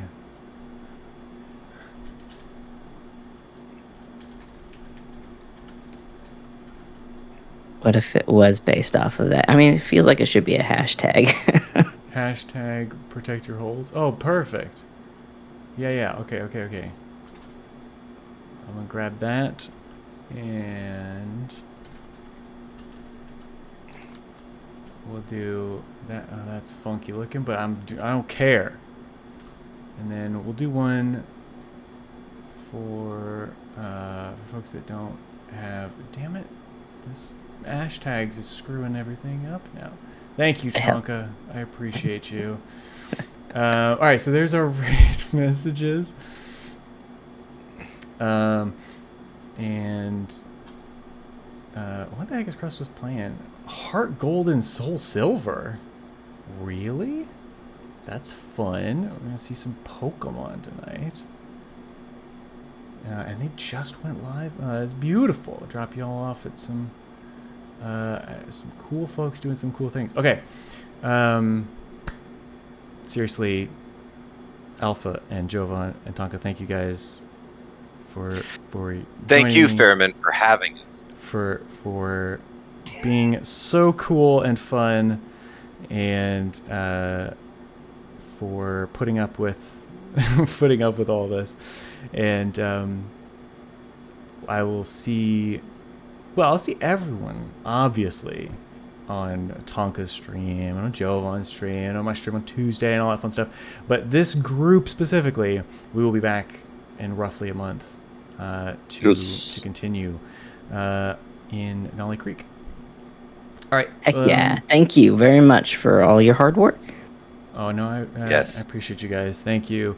And, okay, yes. All right, I love you. Bye-bye. Okay. Yeah.